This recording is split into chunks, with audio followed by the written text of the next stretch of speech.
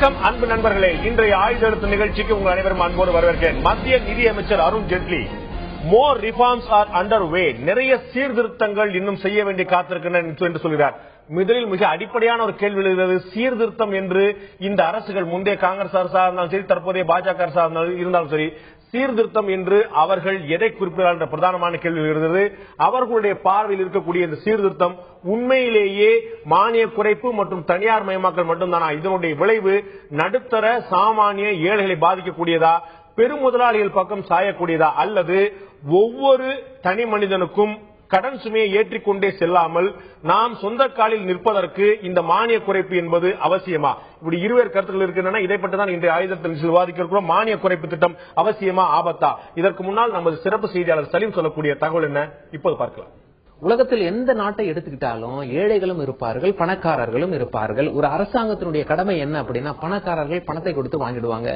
ஏழைகளால அந்த மாதிரி அடிப்படை தேவையை கூட பூர்த்தி செஞ்சுக்க முடியாது. ஒரு அரசாங்கத்துடைய கடமை ஏழைகளுக்கு அடிப்படை தேவைகள் பூர்த்தி செய்யப்படுகிறதா என்று பார்த்துக் கொள்வது. இது மட்டுமல்ல, அரசாங்கம் எப்படி செயல்படுகிறது? மக்கள் கிட்ட இருந்து வரி பணம் வாங்கி மக்களுக்காகவே செலவு செய்கிறது. பல வளர்ச்சி பணிகளையும் மேற்கொள்கிறது, சாலை அமைப்பது உட்பட. உதாரணத்துக்கு இந்தியாவை எடுத்துக்கிட்டா, உலகத்திலேயே இரண்டாவது மக்கள் தொகை அதிகம் கொண்ட நாடு இந்தியாவு தான். சீனாவு தான் முதல்ல, சீனாவுக்கு அப்புறம் இந்தியா தான். இந்தியாவில் நிறைய ஏழைகள் இருப்பதால் இந்திய அரசுக்கு சுமை கூடுதலாகிறது. எல்லா மக்களுக்கும் அடிப்படை தேவைகள் பூர்த்தி செய்து தரப்பட வேண்டும். அவங்க கிட்ட அவ்வளவு பணம் இருக்காது, உற்பத்தி செய்யற அளவுலயே அவங்களுக்கு கொடுத்து வாங்குற அளவுக்கு பணம் இருக்காது. இதனால அரசு என்ன பண்ணுது அப்படின்னா, அரசு மானியம் கொடுக்கிறது. மானியம் கொடுத்து மக்களுக்கு உதவி செய்கிறது. உதாரணத்துக்கு, நாம சாப்பிடுற சாப்பாட்டுல இருந்து, நாம பயிருக்கு போடுற உரத்துல இருந்து, பெட்ரோல்ல இருந்து, வீட்டுல சமைக்கிறதுக்கு பயன்படுத்துற எல்பிஜி சிலிண்டர்ல இருந்து எல்லாமே அரசு மானியம் கொடுக்கிறது. உதாரணத்துக்கு எல்பிஜி சிலிண்டர் எடுத்துக்கிட்டோம் அப்படின்னா, ஒரு வீட்டுக்கு ஒரு எல்பிஜி சிலிண்டர் நாம எவ்வளவு கொடுத்து வாங்குறோம்? இப்ப டெல்லி எடுத்துக்கிட்டா 414 ரூபாய் கொடுத்து ஒரு எல்பிஜி சிலிண்டர் வாங்குறாங்க. ஒரு வருஷத்துக்கு 12 எல்பிஜி சிலிண்டர் அவங்களுக்கு அதே விலையில கிடைக்கும்.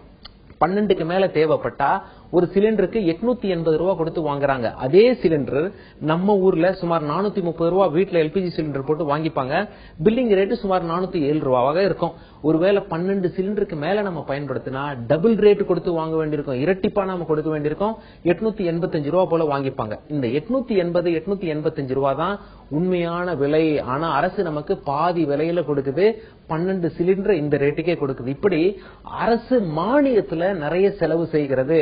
அதிகமா எதுக்கு செலவு செய்யுது அப்படின்னு பார்த்தா உணவு மானியம். இரண்டாவது அதிகமா எதுக்குன்னு பார்த்தா பயிர்களுக்கு உரத்திற்கு ஆகிற மானியம். மூன்றாவது எல்பிஜி சிலிண்டர் தான்.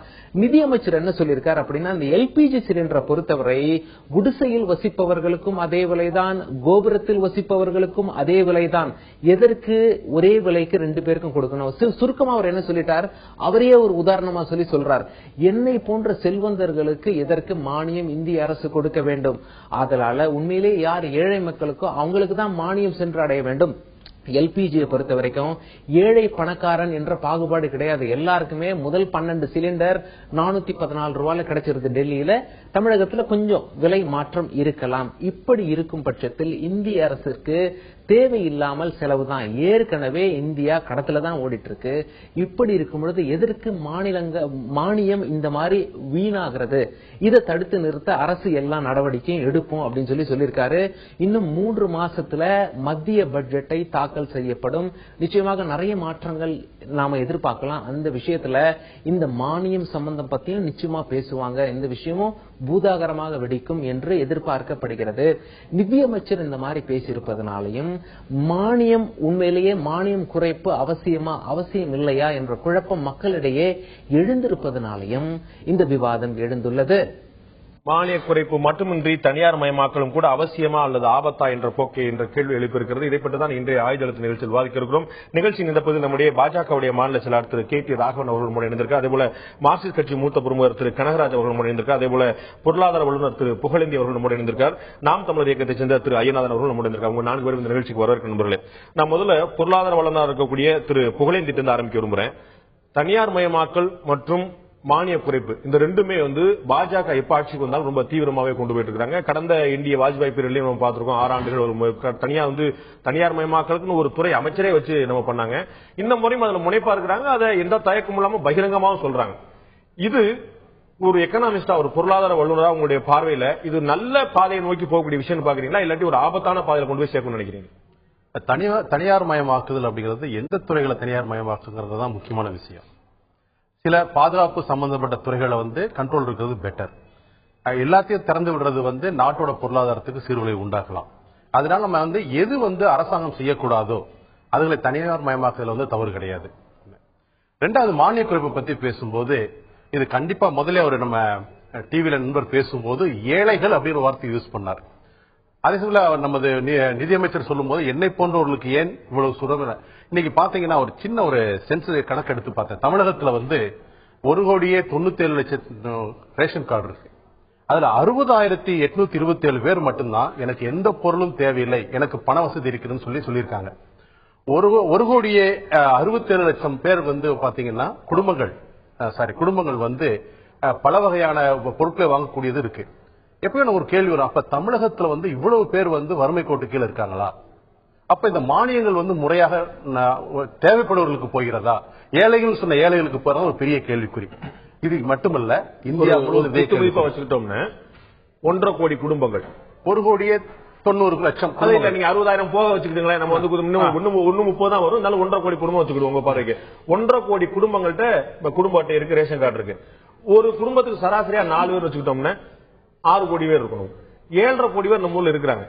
சோ நம்ம இந்த 4 கோடி பேர் 6 கோடி பேர் இந்த இடத்துல இருப்பாங்கன்னு நினைக்கல. நீங்க எல்லாருமே வறுமை கோட்டுக்கு மேல இருப்பாங்க, எல்லாருமே பொருளாதாரத்து நல்ல நிலைமையில இருப்பாங்க தான் நினைக்கிறீங்களா? இல்ல, முக்கியமா யாருக்கு கொடுக்கிறோம்னா ஏழைகள் தங்களால தங்களுடைய உழைப்பினால சம்பாதிக்க சம்பாத்தியத்தினால 3 வேளை உணவு முறையாக சாப்பிட முடியாதவர்களுக்காகத்தான் இந்த மானியமே கொண்டு வந்தது. ஆனா இன்னைக்கு பாத்தீங்கன்னா ₹1 அரிசி வந்த போது சில மத்திய மாவட்ட தமிழகத்துல அந்த அரிசியை வாங்கி அரைச்சி மாடுகளுக்கு ஊத்துனாங்க. அப்ப முறையா அந்த மானியம் கிட்டத்தட்ட ₹10 கொள்முதல் செய்யப்படுகிற அரிசி ₹1 கொடுக்கப்பட்டு அது மாடுகளுக்கு தீவனமாக உபயோகப்படுத்தப்பட்டது. இது விரயம். அப்ப யாருக்கு தேவையோ அவருக்கு எவ்வளவு கொடுத்தாலும் தப்பு கிடையாது. ஆனா தேவை இல்லாதவர்களுக்கு, விரயம் செய்பவர்களுக்கு இந்த மானியம் கொடுப்பது தவறு. நான் திரு கனகராஜ் கேட்க விரும்புறேன். ஒரு முக்கியமான கேள்வி எழுப்பி இருக்கிறாங்க திரு புகழேந்தி. தேவையானவர்களுக்கு நீங்க ஆயிரக்கணக்கில் கொட்டி கொடுங்கள், அது நியாயமானது. தேவையற்றவர்களுக்கு ₹1 கொடுத்தாலும் அதற்கு பேர் விரயம். தேவையற்றவர்கள் தேவையானவர்கள் என்று எப்படி பிரித்தாள முடியும், எப்படி பிரித்தறிய முடியும்? இல்ல, அதாவது இதுல 2 விஷயம். முதல்ல நம்ம நண்பர் சலீம் பிரசன்ட் பண்ணும்போது சொன்னதிலேயே எனக்கு ஒரு கருத்து இருக்கு, அதனால அதை நான் சொல்லணும்னு நினைக்கிறேன். ஒன்னு, பாதி விலையில எல்லாம் சிலிண்டர் கொடுக்கல. அருண்ஜேட்லி அவர்களே என்ன சொல்லியிருக்காருன்னா நோஷனல் லாஸ சொல்லக்கூடாதுன்னு சொல்றாரு, சிஏஜிக்கு அட்வைஸ் பண்றாரு. ஆனா இது நோஷனல் லாஸ் தான். நான் என் கையில நான் வரும்போது இந்தியன் ஆயில் கார்பரேஷன், அதே போல Hindustan petroleum corporation, Bharat petroleum corporation இதனுடைய 2013-14 ஆண்டுக்கான பேலன்ஸ் ஷீட்டை எடுத்து வந்திருக்கேன். திரு சலீம் பொதுத்துறை நிறுவனங்கள்லாம் எரிபொருள் நிறுவனங்கள் நட்டத்துல எங்குன்னு சொல்லல.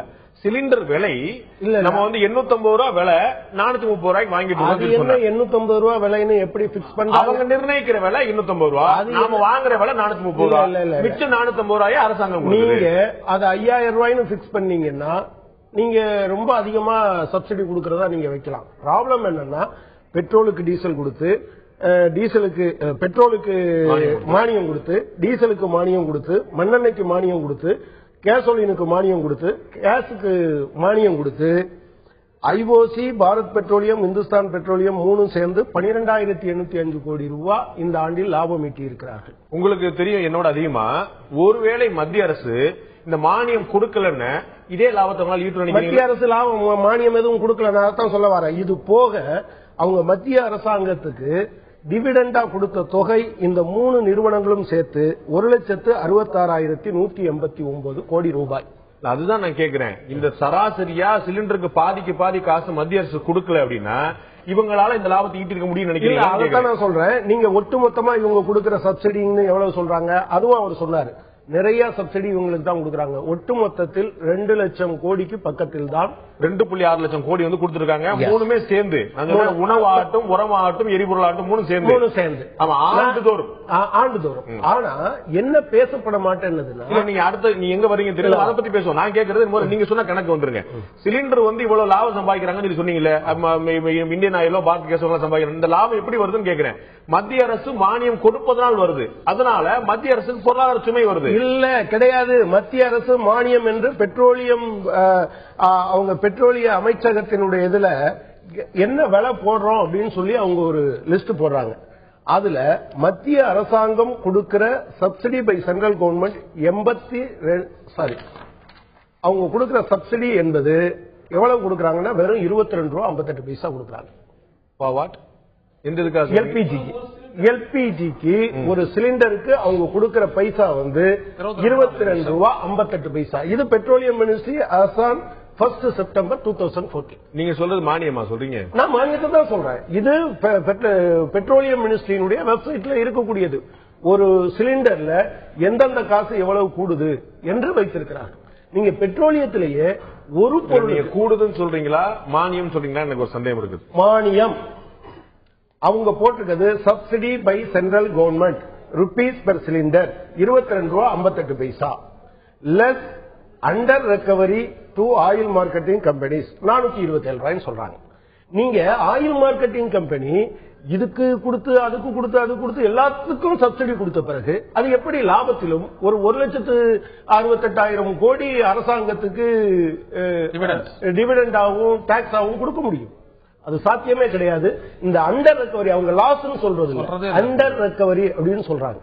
நீங்க இந்தியாவில் இருக்கக்கூடிய பெட்ரோலிய பொருட்களுக்கு அவங்க பிரைஸ் வைக்கும் போது ஒண்ணுக்கு ஏற்றுமதிக்கு இணையான காசுன்னு ஒண்ணு வைப்பாங்க, எக்ஸ்போர்ட் பேரிட்டி பிரைஸ் சொல்றாங்க. இன்னொன்னுக்கு இம்போர்ட் பேரிட்டி பிரைஸ் சொல்றாங்க. எனவே அது நஷ்டம் என்பது உண்மை அல்ல. நம்பர் 1 அப்படின்னா இவங்க சொன்ன எல்லாத்தையும் சேர்த்து பாத்தீங்கன்னா இந்நேரம் இதெல்லாம் கடல்ல மூழ்கி இருக்கணும். நம்பர் 2 சார் சொன்ன விஷயம், ஏழைகளுக்கு தான் நீங்க நிறுத்த போறீங்கன்னா எதுக்கு நீங்க டைரக்ட் கேஷ் டிரான்ஸ்பர்னு கொண்டு வர்றீங்க? கொஞ்சம் கொஞ்சமாக மானியத்தை குறைப்பது, ஒரு ஸ்டேஜில் இல்லாமல் செய்வது என்பதுதான் இவர்களுடைய நோக்கம். அது அரிசிக்கு வரும், மண்ணெண்ணெய்க்கு வரும், இதுக்கு வரும். நீங்க பொருள்களுக்கு கொடுக்க போறீங்க. பணக்காரங்க யாருன்னு நீங்க சொல்லுங்க. பணக்காரங்களுக்கு நாங்க இல்லைன்னு சொல்ல போறோம்னு நீங்க முடிவெடுக்க வேண்டியதானே. அதை விட்டுட்டு அதை தான் சொல்றாங்க. அதை சொல்ல அதுதான் எனக்கு மானியம் தேவையாதுன்னு அவரை தன்னைதானே கேட்டுக்குமே சொல்றாங்க. வாங்கக்கூடிய திறன் இருக்கிறவர்களுக்கு மானியம் தேவையில்லை. அப்போ அவங்களுக்கு நிறுத்துறதுன்னு அந்த அரசாங்கம் முடிவு பண்ணட்டும். மற்றவங்களுக்கு இப்ப இருக்கிற நீங்க அது இல்ல அப்படி சொல்லிக்கொண்டு பொதுவாக என்ன சொல்லுவாங்கன்னா நஷ்டத்தில் இயங்குவதை நாங்கள் விற்கிறோம்னு சொல்லுவாங்க. ஆனா லாபத்தில் இருக்கிறத விற்பாங்க.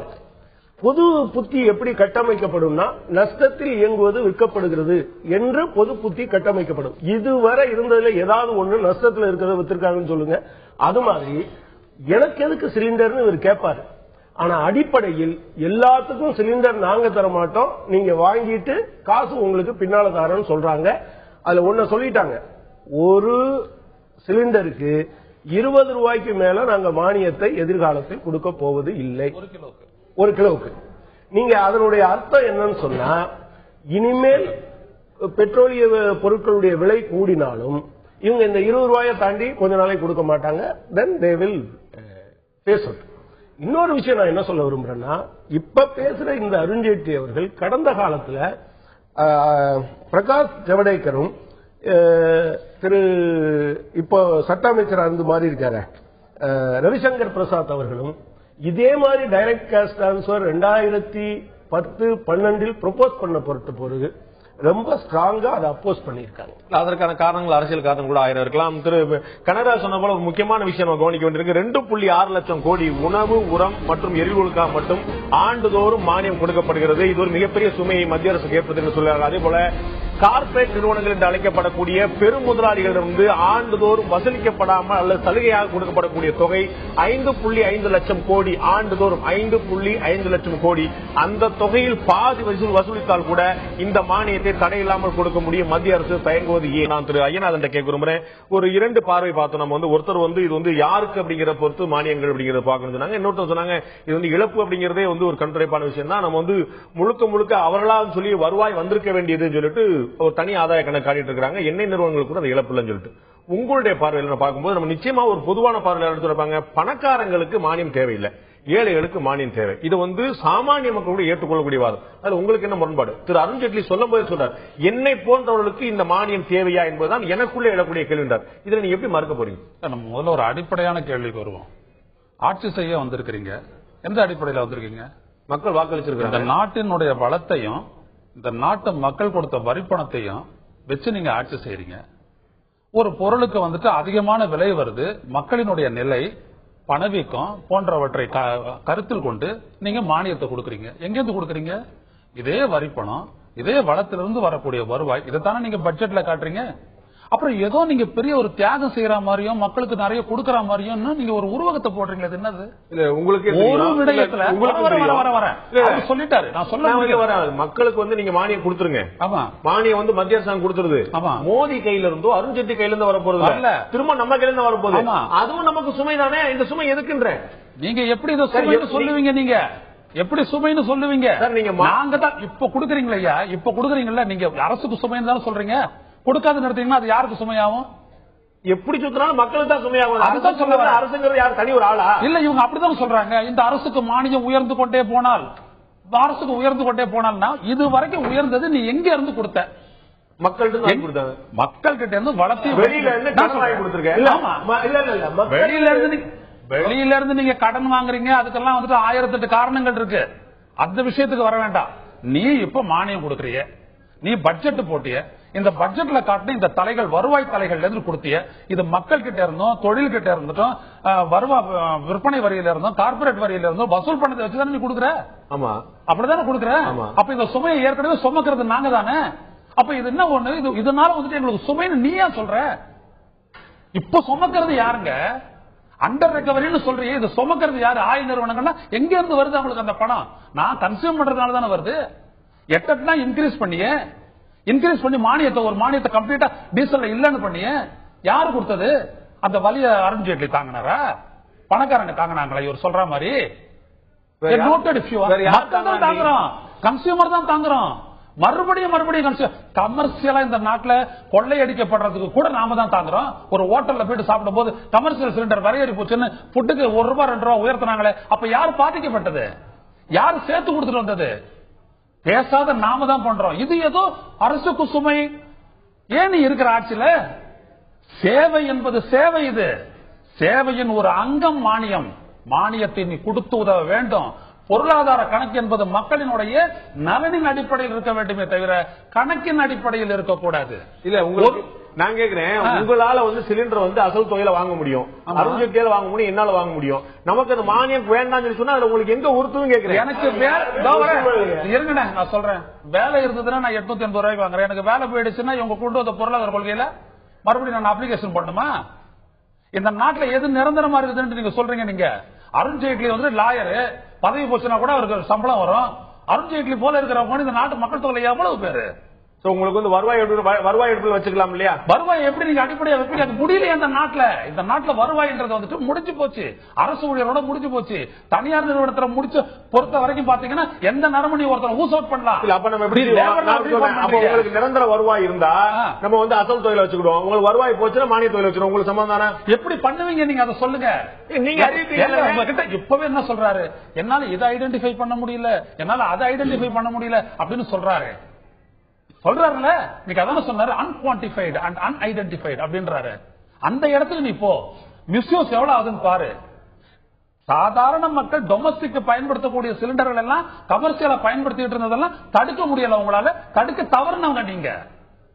அப்படியாப்பட்ட ஒரு நிலையில அடிப்படையில் நீங்கள் வந்து கை வைக்கிறீங்க அப்படின்னோம்னா இது அதான் ஒரு உருவகத்தை போடுறாங்க.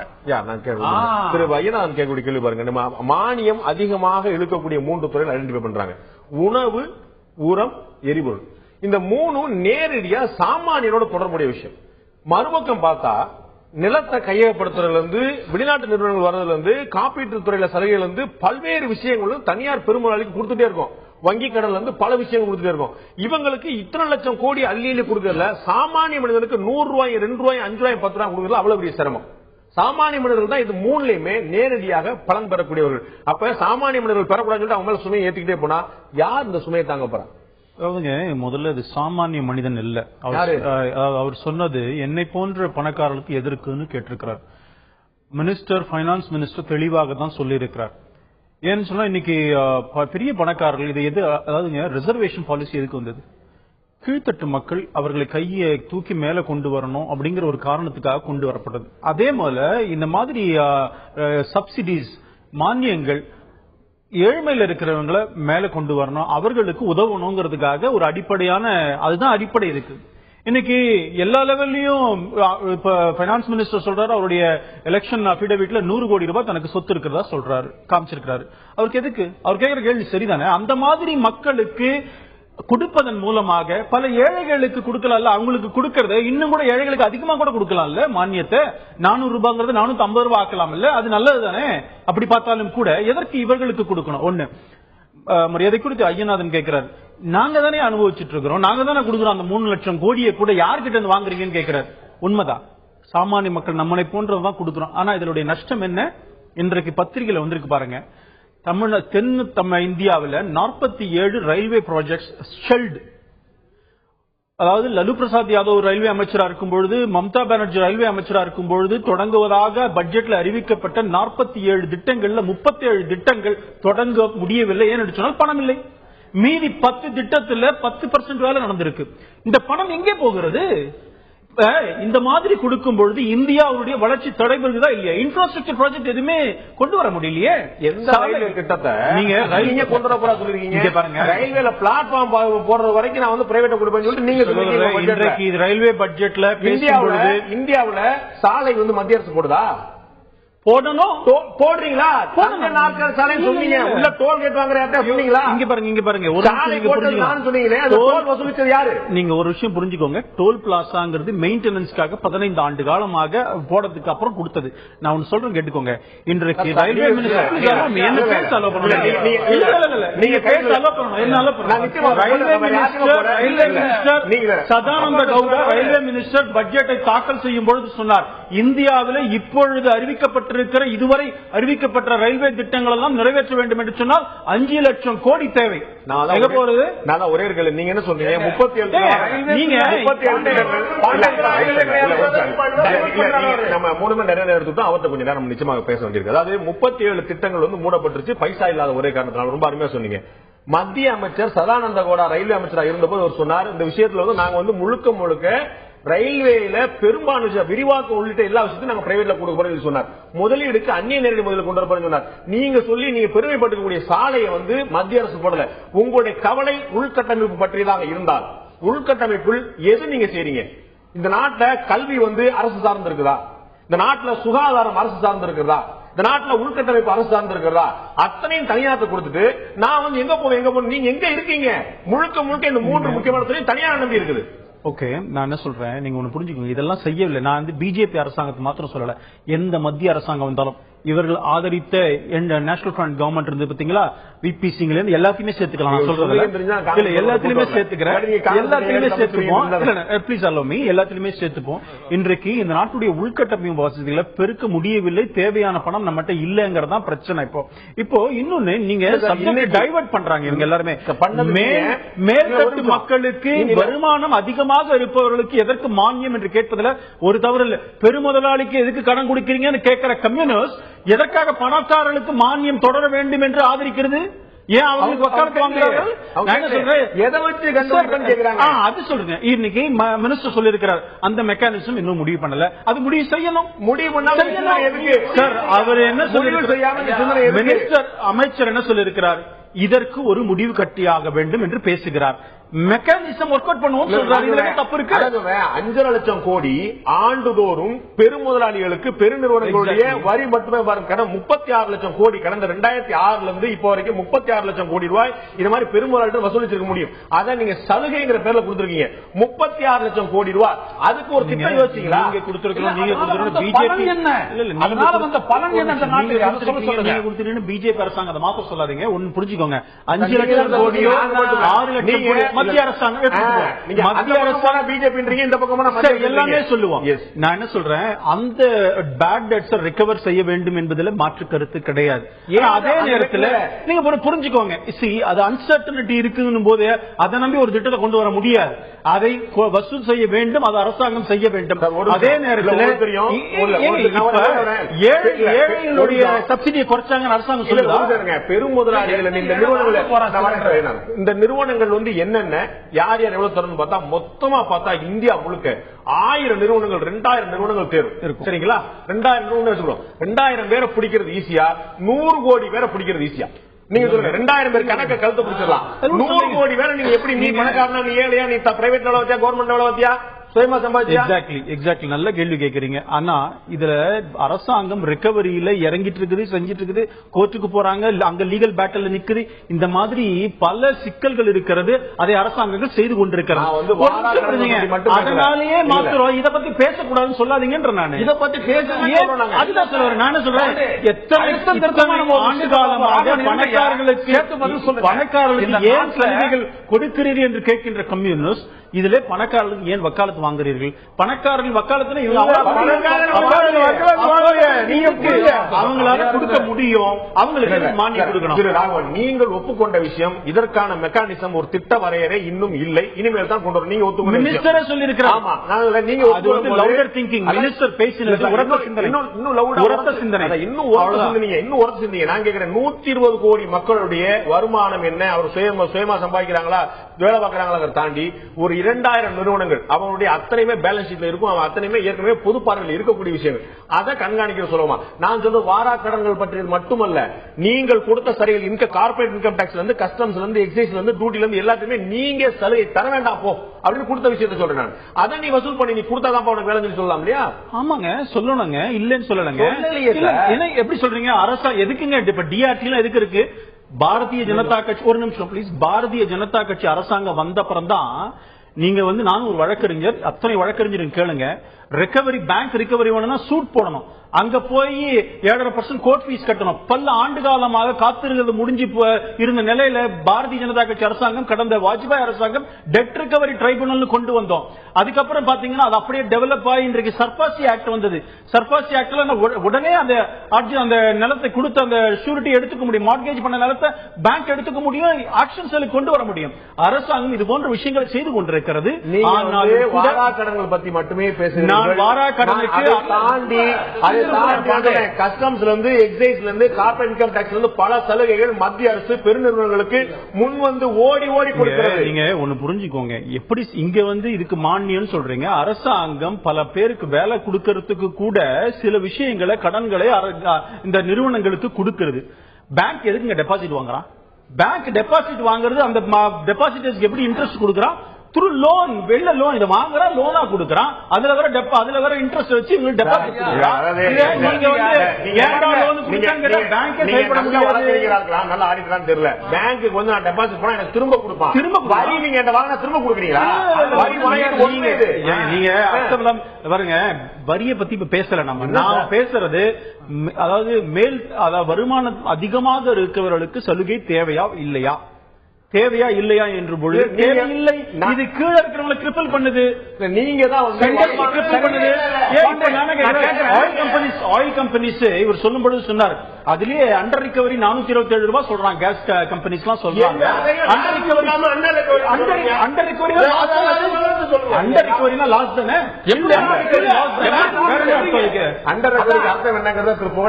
ரிகவர் பண்ண முடியல அது எப்படி தெரியுங்களா உங்களுக்கு நிச்சயமா தெரியும் வெளிநாட்டுல வந்து வெளிநாட்டுல இந்த crude oil ரேட் இவ்வளவா இருக்குது இது வந்து இந்தியாவில் அதே மாதிரி வாங்கி வித்துருந்தா இவ்வளவு வித்துருக்கணும் ஆனா இவ்வளவுக்கு நம்ம விக்கல அப்படி கிடையாது சார் அவரே சொல்லட்டும்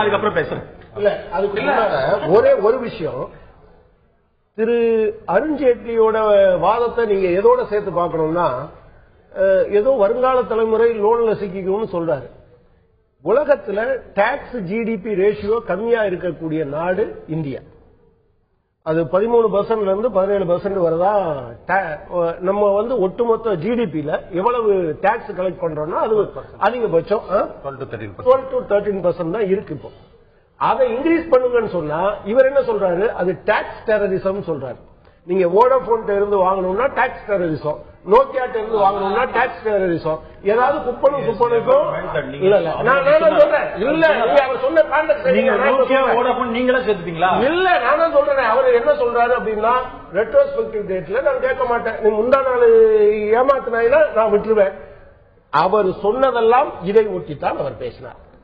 எனவே நம்முடைய பாயிண்ட் என்ன அப்படின்னு சொன்னா, நீங்க அதாவது பணக்காரர்களுக்கு மானியம் கொடுக்க வேண்டாம் என்பதுதான் என்னுடைய நிலைப்பாடு. ஆனா நீங்க, நான் இப்ப சொல்றேன், அடையமா இன்னும் ஒரு 6 மாசம் கழிச்சு நம்மளும் ஏற்கனவே ஒரு மேடையில சந்திச்சோம், நீங்க இதெல்லாம் நாங்க பண்ண மாட்டேன்னு சொன்னீங்க. இதுக்கு இந்த சப்சிடி டைரக்ட் கேஷ் டிரான்ஸ்பர் வர்ற போது மாஞ்சு நம்ம 2 பேரும் காங்கிரஸ்காரங்களை அடிச்சிருக்கோம். நீங்க இன்னொரு இடத்துல இருந்து பேசுறீங்க, கொஞ்ச நாள்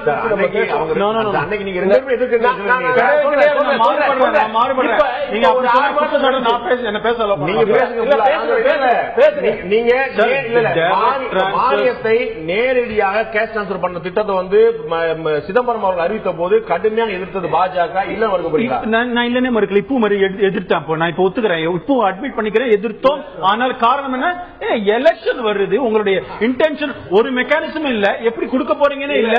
இப்ப ஜன்தன் யோஜனா பிஜேபி கவர்மெண்ட் கொண்டு வந்திருக்கிறோம், எல்லாருக்கும் அக்கௌண்ட் ஆரம்பிக்கிறோம், அது மூலமா கொடுக்கிறோம் சொன்னா நேரடியா நினைவு சரியாக இருந்தால் 2011 பரீட்சார்த்த முறையில் செய்யப்பட்டு அது வெற்றிகரமா இருக்கு சொன்னது பிறகுதான் இந்த அறிவிச்சாங்க. 2 அமைச்சர்கள் சிதம்பரமும் இன்னொரு அமைச்சர் சேர்ந்து அறிவிச்சாங்க. தேர்தல் கிட்ட நெருங்க இதை பத்தி அனௌன்ஸ் பண்ணாங்க. ஜனவரி மாதத்துல முடிய போறதா சொன்னாங்க, கடந்த ஜனவரி. அப்படிதான் அவங்களோட திட்டம் இருந்தது. அதனாலதான் சொல்றேன், மெக்கானிசம் இல்லாம யாருக்கு கொடுத்தீங்க பணத்தை? கிடையாது. நவம்பர் 28, 2012 ஹிந்துஸ்தான் டைம்ஸ் ரிப்போர்ட் இது. நீங்க அன்னைக்கு பேசின நம்ம ஜவடேகர் என்ன சொல்லியிருக்காரு அப்படின்னு சொன்னா, it is an attempt by the government to fool the people. 2012 தேர்தலுக்கு 2 ஆண்டு என்ன மெக்கானிசம் இருக்கு? என்ன மெக்கானிசம் ஜன்தன் யோஜனா வச்சு பேசுறேன். 2011 அவர்கள் பரிச்சார்த்த முறையில் செயல்படுத்தி அது வெற்றிகரமா இருக்கு தெரிந்து நாடு முழுக்க அமல்படுத்த திட்டம் சொன்னாங்க. வித்அவுட் எனி மெக்கானிசம் சொன்னாங்க. அது அதைத்தான் சொல்லுங்க.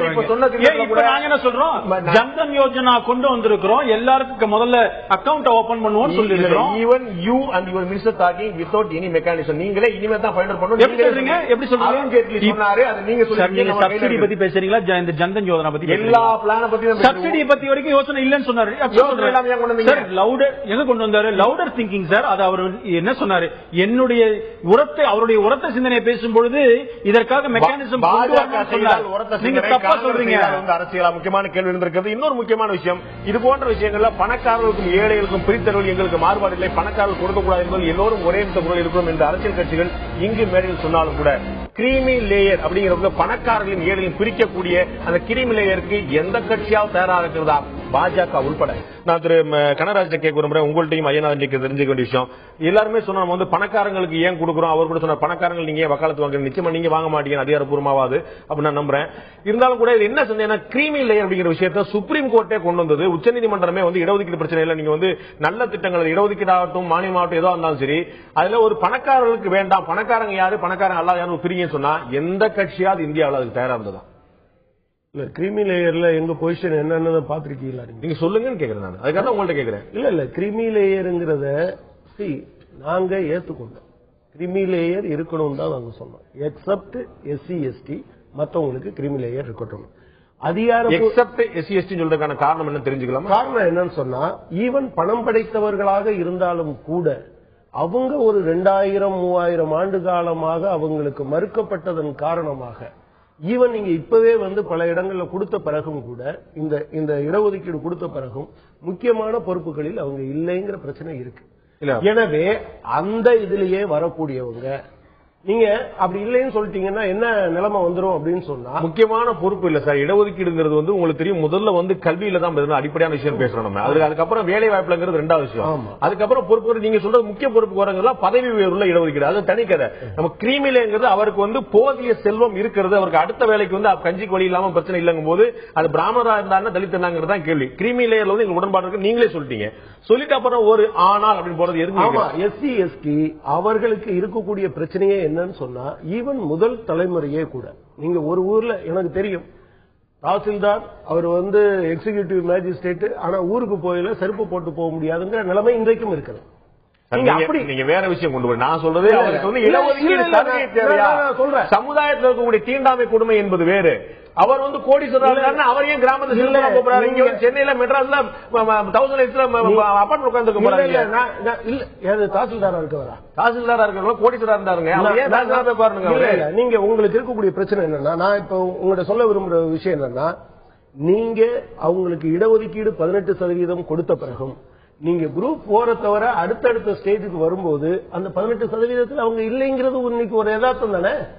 அதுக்கு காரணம் நீங்க வழி வழியா அடக்கப்பட்டது. நான் இப்ப அதுக்குள்ள போல அந்த விஷயத்துக்குள்ள நீங்க அடுத்ததுக்கு வேணாம். நீங்க இன்னொன்னு கேட்டீங்க, அதிகாரப்பூர்வமாக வேணும் அப்படின்னு.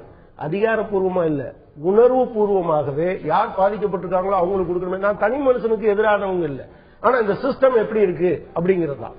எனவே பணக்காரர்கள் நீங்க சொன்னீங்கல்ல, அதை ஐடென்டிஃபை பண்றதுல ஒரு பிரச்சனை இருக்கும். உதாரணமா நோக்கியால இருக்கிறவருக்கு கொடுக்கணுமா வேண்டாமான்னு ஒரு கேஸ் வந்ததுன்னா நீங்க என்ன சொல்லுவீங்க? வேண்டாம்னு சொல்லுவீங்க. நோக்கியால இருக்கிறவங்களே கிடையாது. அவங்க ஏற்கனவே சொல்றது போல ஒரு சிஸ்டம் வந்து அவன் கொண்டு வரல. கொண்டு வராந்தா உன்னுடைய மாத வருமானம் என்ன? மாத வருமானம் 5 லட்சம் கட்டுறாங்க, 10 லட்சம் கட்டுறாங்க அப்படின்னா அதை மட்டும்தானே அவர் பேசணும். ஆமா, இல்ல ஒரே ஒரு விஷயம், அதை மட்டும் தானே பேசணும். அப்படிதான் பேசினாரு. அப்படி பேசல, அதோட சேர்ந்து ஒண்ணு பேசினாரு. அதையும் நீங்க சேர்த்தீங்கன்னா தான் தெரியும். நாங்க டைரக்ட் கேஷ் டிரான்ஸ்பர் கொடுக்க போறோம் அப்படின்னு சொல்றது ஒண்ணு. அது ஏற்கனவே இருக்கிறோட நீட்சி. அது தொடர்ந்து கடந்த முறை கடந்த ஆட்சி இருக்கக்கூடியது ஒரு நீட்சி. அதையெல்லாம் செய்யறதுக்கு நீங்க எதுக்கு? அதையெல்லாம் நாங்க தலையில குப்புற தானே நீங்க வந்தீங்க. அப்புறம் அதே விஷயத்தை நீங்க சொன்னீங்கன்னா நீங்க எதுக்கு? எல்லா விஷயத்த கேட்டாலும் காங்கிரஸ் செஞ்சுட்டு போனாங்க, காங்கிரஸ் செஞ்சுட்டு போனாங்கன்னா நீங்க எதுக்கு புதுசா? இவங்க உடன்பாடு இருக்குன்னு சொல்றாங்களே, அவங்க தான் நேரடியாக உடன்பாடு தயங்கி செஞ்சது இவங்க பகிரங்கமா செய்யறாங்க. அதுக்கப்புறம் நீங்க ஏன் செஞ்ச கேட்டீங்க? இல்ல இல்ல இல்ல, அது என்னன்னா அப்படி சொல்லும் போது அப்படி எல்லாம் சொல்லல. அப்படி சொல்லும் போதெல்லாம் இப்ப நீங்க பெட்ரோல் டீசல் பிரைஸை டீகண்ட்ரோல் பண்ணும்போது 50 பைசா மாசம் மாசம் ஏற்றக்கூடாது, அது அரசாங்கம் கையில வச்சிருக்கணும்னு சொல்லிட்டு இப்ப வந்து அப்படியே எடுத்துட்டு போக கூடாது. கேட்க விரும்புறேன் அவர் சொன்ன விஷயத்தை. அதாவது டீசல் பெட்ரோல் பிரைஸ் வந்து டீகண்ட்ரோல் பண்ணி நம்ம தனியார் நிறுவனம் கொடுத்த போது முதல்ல ஒரு மிகப்பெரிய அதிர்ச்சி இருந்துச்சு. இன்னைக்கு அது ரூபாய் குறையும் போது மக்கள் வந்து ஏத்துக்கிறாங்க. ஆமா சரியா தான் இருக்கும். நாளைக்கு கூடும் நிச்சயமா. அது வந்து இன்னைக்கு இருக்கிற மாதிரி இருக்க, நாளைக்கு கூடும். பட் மக்கள் இந்த விஷயத்தை வந்து தனியார் நிறுவனத்தை எண்ணெய் நிறுவனத்தை கொடுத்ததை மக்கள் ஏத்துட்டாங்க தான் அர்த்தம் இருக்கு இல்லையா? இல்ல நீங்க சொல்ல போனா வந்து யாரும் அது பெருசா பாதிப்பு அடையாதனால எனக்கு தெரியல. நமக்கு நாளைக்கு பாதிப்பு உண்டாகும். எல்லாமே இந்த தனியார் நிறுவனத்தோட ஒரு முக்கியமான அம்சம் பாத்தீங்கன்னா, ஒரு தடவை கொடுத்த பின்னாடி வந்து மறுபடியும் எடுக்கிறது ரொம்ப கஷ்டம். அப்ப எல்லா இதுவும் சொல்லுவோம், நம்ம வந்து இன்டர்நேஷனல் வந்து இந்த இந்தியாவில பிசினஸ் பண்ண முடியாது, இந்த சட்டம் வந்து ஒண்ணு என்ன பண்ணாங்கன்னு. அதை வந்து முன்னால யோசிச்சு பார்க்கணும். பின்னால வந்து 90 ரூபாய் போச்சு வச்சுங்க பெட்ரோல் பிரைஸ், என்ன பண்ணுவீங்க? ஏத்துதான் ஆகணும். ஏன் ஏத்துக்கணும்? இல்ல அது இல்ல அப்படி குறைக்காமலே வச்சிருக்கலாமா? ஏற்கனவே உங்களுக்கு அப்படிதான் இருந்துச்சு. சிதம்பரம் திரு நிதியமைச்சரா முதல் முறை ஆறதுக்கு முன்னாடி வரைக்கும் அப்படிதான் இருந்துச்சு. இதுக்கு வந்து ஒரு பொது ஃபண்ட் ஒண்ணு இருந்துச்சு. அதை வச்சு சர்ப்ளஸ் ஃபண்ட் வச்சுட்டு கூட குறைய இருக்கும் சமாளிச்சிருந்தாங்க. இப்போ வந்து கூடுனா கூடுது, குறைஞ்சா குறைஞ்சு கொண்டு வந்துட்டாங்க. இப்ப நம்ம குறையும் போது இப்ப அனுபவிக்கிறோம். நம்ம இல்ல அது இந்தியா மாதிரி ஒரு முன்னேற்ற பாதையில போயிட்டு இருக்க நாடுக்கு வந்து சரியான முறை கிடையாது. ஏன்னா இதனால பாதிக்கப்படுறது யாரு பாருங்க. 90 ரூபாய் போச்சுன்னா நீங்களும் நானும் வாங்கிடலாம். சாதாரண மனிதர்கள் அன்றாட தேவைகளுக்கு போக வேண்டியவங்க வந்து இதை நம்பி இருக்கிறவங்க வந்து என்ன பண்ணுவாங்க? அவங்க நடத்த வாரிகளா வியாபாரம் நடத்த வாரிகளா? ஒரு வியாபாரி வந்து லாபம் விலை கூடனா நான் கூடும், விலை குறைஞ்சா குறையும், நான் செத்து போறதை பத்தி ஒரு வியாபாரி கவலை இல்ல. ஒரு அரசாங்கம் அப்படித்தான் நினைக்கணும்னா அரசாங்கம் நடத்த வாரிகளா வியாபாரம் நடத்த வாரிகளா? அப்புறம் எப்படி எப்படி எங்க பொதுத்துறை நிறுவனங்கள் பொதுத்துறை நிறுவனங்கள்ல வருஷம் வருஷம் சம்பளம் உயர்வு கேட்கறீங்க, போனஸ் உயர்வு கேட்கறீங்க, எங்க காசு வரும்? எங்க எந்த பொதுத்துறை நிறுவனத்துல நீங்க எக்ஸ்ட்ரா கொடுத்துட்டீங்க? எல்லாத்துலயும் காசு கொடுக்கணும். நான் இன்னைக்கு சொல்றேன் எல்லா இப்ப நீங்க சொல்லும் போது 3 நிறுவனத்தை இவங்க விற்க போறேன்னு சொல்லியிருக்காங்க. நான் உங்களுக்கு ஒரு கம்பேரிட்டிவ் ஸ்டேட்மெண்ட் கொண்டு வந்திருக்கேன். இதுல எந்த நிறுவனம் மோசம்? ONGC, SAIL, இன்னொன்னு IOC. இது 3லையும் அரசாங்கத்துக்கு கொடுக்கிற தொகை. ஒரு தனியார் நிறுவனம் டாடா வந்து அவங்களுக்கு 6 லட்சம் கோடி டர்ன்ஓவர். ஆனா அவங்க கொடுக்கறது வெறும் 36,312 தான் எக்ஸெக்டருக்கு கொடுக்கறாங்க. ஆனா இவங்க 3 பேரும் சேர்ந்து 6 லட்சம் கோடி தான். 1,38,000 கோடி கவர்மெண்ட் கொடுக்கும். நீங்க இது ஏதோ ரூபா அள்ளி கொடுத்துட்டான்னு சொல்றீங்க. அதெல்லாம் ஒண்ணும் கிடையாது. இன்ஃபேக்ட் என்ன அப்படின்னா திரும்ப திரும்ப சொல்றது, ஒரு பொது புத்தியை எப்படி கட்டமைக்கிறீங்கன்னா, பணக்காரங்களுக்கு ஏன் சலுகை கொடுக்கணும்னு கேட்டு ஏழைகளுக்கு கொடுக்கிற மானியத்தை டைரக்ட் கேஷ் ட்ரான்ஸ்ஃபர் ஏன் கொண்டு வரீங்க? பேசிக் எக்கனாமிக்ஸ். இவங்க நெல்லுக்கு ஆதார விலையை உயர்த்த வேண்டும், கரும்புக்கு ஆதார விலையை உயர்த்த வேண்டும் போராடுறாங்க, வெற்றியும் பெற்றுறாங்க. இங்க வந்து சக்கர விலையை குறைய, அரிசி விலையை குறையன்னு பேசுறாங்க. இது முதல்ல வந்து பி பிராக்டிக்கல். இது ஏறினா அது ஏறுங்கிற மாதிரி தான். இப்ப இன்னைக்கு வந்து நீங்க தான் இதுலதான் ரெட்டை வேடங்கிற நான் ஆமாங்க. ஒரு நேரத்துல இது விவசாய பக்கம் இருக்கணுங்கிற மாதிரி பேசுறீங்க. It is natural. Cost factor, cost வந்து இன்க்ரீஸ் தான் ஆகும். நெல்லுக்கு ஆதார உயர்ந்தான்னு சொன்னா நேச்சுரலி அரிசி விற்கும்போது அதிகமா தான் ஆகும். நீங்க இதையும் யோசிக்கணும் இல்லங்கிற. நான் டைவர்ட் பண்ண விரும்பல. நான் சொல்லுவது இந்த சப்ஜெக்ட்ல பொறுத்த வரைக்கும் முக்கியமான விஷயம் சொல்றாருல, ஏதாவது ஒண்ணு இல்ல இவர் கேட்டாரு. இதுல மட்டும் இவருக்கு அப்படி ஒரு ஆர்குமெண்ட் வைக்கிறாரு. ஒண்ணு, எங்கே தேவைப்படுகிறதோ அங்கே அவங்களுக்கு கொடுக்கணும், எங்க அதிகமா இருக்கோ அங்க எடுக்கணும். அதுக்கு தான் அரசாங்கம் இருக்கே தவிர அதாவது அதுவா காற்று சட்டம் இருக்குல்ல, அதுதான் வலுத்தது வாழும் என்கிற சட்டம். ஒரு நாகரிக அரசாங்கம் வந்து சக மனிதனையும் என்னோடு வாழ வைப்பதற்கான போராட்டத்தை நடத்துறது. இப்ப காட்டுமிராண்டித்தனத்தை நோக்கி வலுத்தவன் வாழ்வான்னு கொண்டு போயிட்டீங்கன்னா அது எப்படி சரியா இருக்கும்? நீங்க என்ன சொல்றீங்க? வெளிநாட்டு மூலதனம் வந்தா எக்கச்சக்கமா பைசா வரும்னு சொல்றீங்க. நான் என்ன காங்கிரீட்டா உங்களுக்கு என்ன கேட்கிறேன்னா, நீங்க இப்ப ஏதாவது நோக்கியா மாதிரியோ இப்படி ஒரு ஸ்பெசிபிக் கேஸை எடுத்துட்டு நீங்க கொடுத்த சலுகைகளுக்கும் கொடுத்த வேலைகளுக்கும் அரசாங்கம் வாங்கின டாக்ஸுக்கும் எவ்வளவு நீங்க போட்டு பாத்தீங்கன்னா நீங்க லூஸ் பண்ணதா அதிகம். தனியார் மயமாக்கல் வந்து உங்கள் அடிப்படை கொள்கையில விரோதமானது. அடிப்படை கொள்கையில் விரோதமானது என்பது அது ஜனங்களுக்கு எதிரானது என்கிற காரணத்தினால்தான். மேற்கு வங்காளத்துல அங்கன்வாடி ஆகட்டும் இல்லாட்டி பொதுவுணிய திட்டமாகட்டும் 97% தனியார்ட்ட கொடுக்கப்பட்டிருக்கு. மேற்கு வங்கத்துல 35 ஆண்டு காலம் அசைக்க முடியாமல் எந்த கட்சி வராம நீங்க தான் இருந்தீங்க. உங்களுடைய கொள்கை தனியார் மயமாக்கலுக்கு எதிரானது. 97% அங்கன்வாடிகளும் சாமானிய மக்களோட நேரடி தொடர்புடைய பொது விநியோக திட்டமும் தனியார் கொடுத்துருந்தீங்க, கான்ட்ராக்ட கொடுத்துருந்தீங்க. இல்ல பொது விநியோக திட்டம் நீங்க சொல்றது மாதிரி இன்ஃபேக்ட் வெஸ்ட் பெங்கால்ல எங்களை கடுமையா விமர்சிக்கிறவர்கள் கூட 3 விஷயத்தை ஏற்றுக்கொண்டுதான் மற்றதை விமர்சிப்பாங்க. 1 land reform, 2 public distribution, 3 panchayat. Sir இந்த 3 நான் எப்படி இருந்தவங்கள போல அதுக்கும் பதில் வச்சிருக்கேன். எப்படி இருந்தவங்கள போல தனியார்ட்ட கொடுத்தீங்களா கொடுக்கலையா? இல்ல அது தனியாரிடம் இருந்த சில அம்சங்கள் அது அப்படியே இருந்தது. நான் என்ன கேட்டேன், இல்ல கவர்மெண்ட் அதாவது லெப்ட் ஹேண்ட் கவர்மெண்ட் தனியார்ட்ட கொடுத்துச்சா? ஆமா. இல்ல கடந்த மம்தா பானர்ஜி வர்றதுக்கு 2 வருஷம் முன்னாடி வரைக்கும் 35 வருஷமா நீங்க தான் இருந்தீங்க. ரைட் எங்க வந்து லெப்ட் தான் இருந்துச்சு. அப்புறம் வேற யார் கொடுத்துருப்பா இதை? இல்ல அது 47 இல்ல அதுக்கு முன்னாடி இப்ப நீங்க தமிழ்நாட்டுல இருக்கக்கூடிய எல்லா எலக்ட்ரிசிட்டி போர்டுனா அது மொத்தமா 97% இல்ல ஒரு விஷயம் என்னன்னா நாங்க ஒன்னும் சோசியலிச நாட்டுல இல்ல. ஒண்ணு. ரெண்டாவது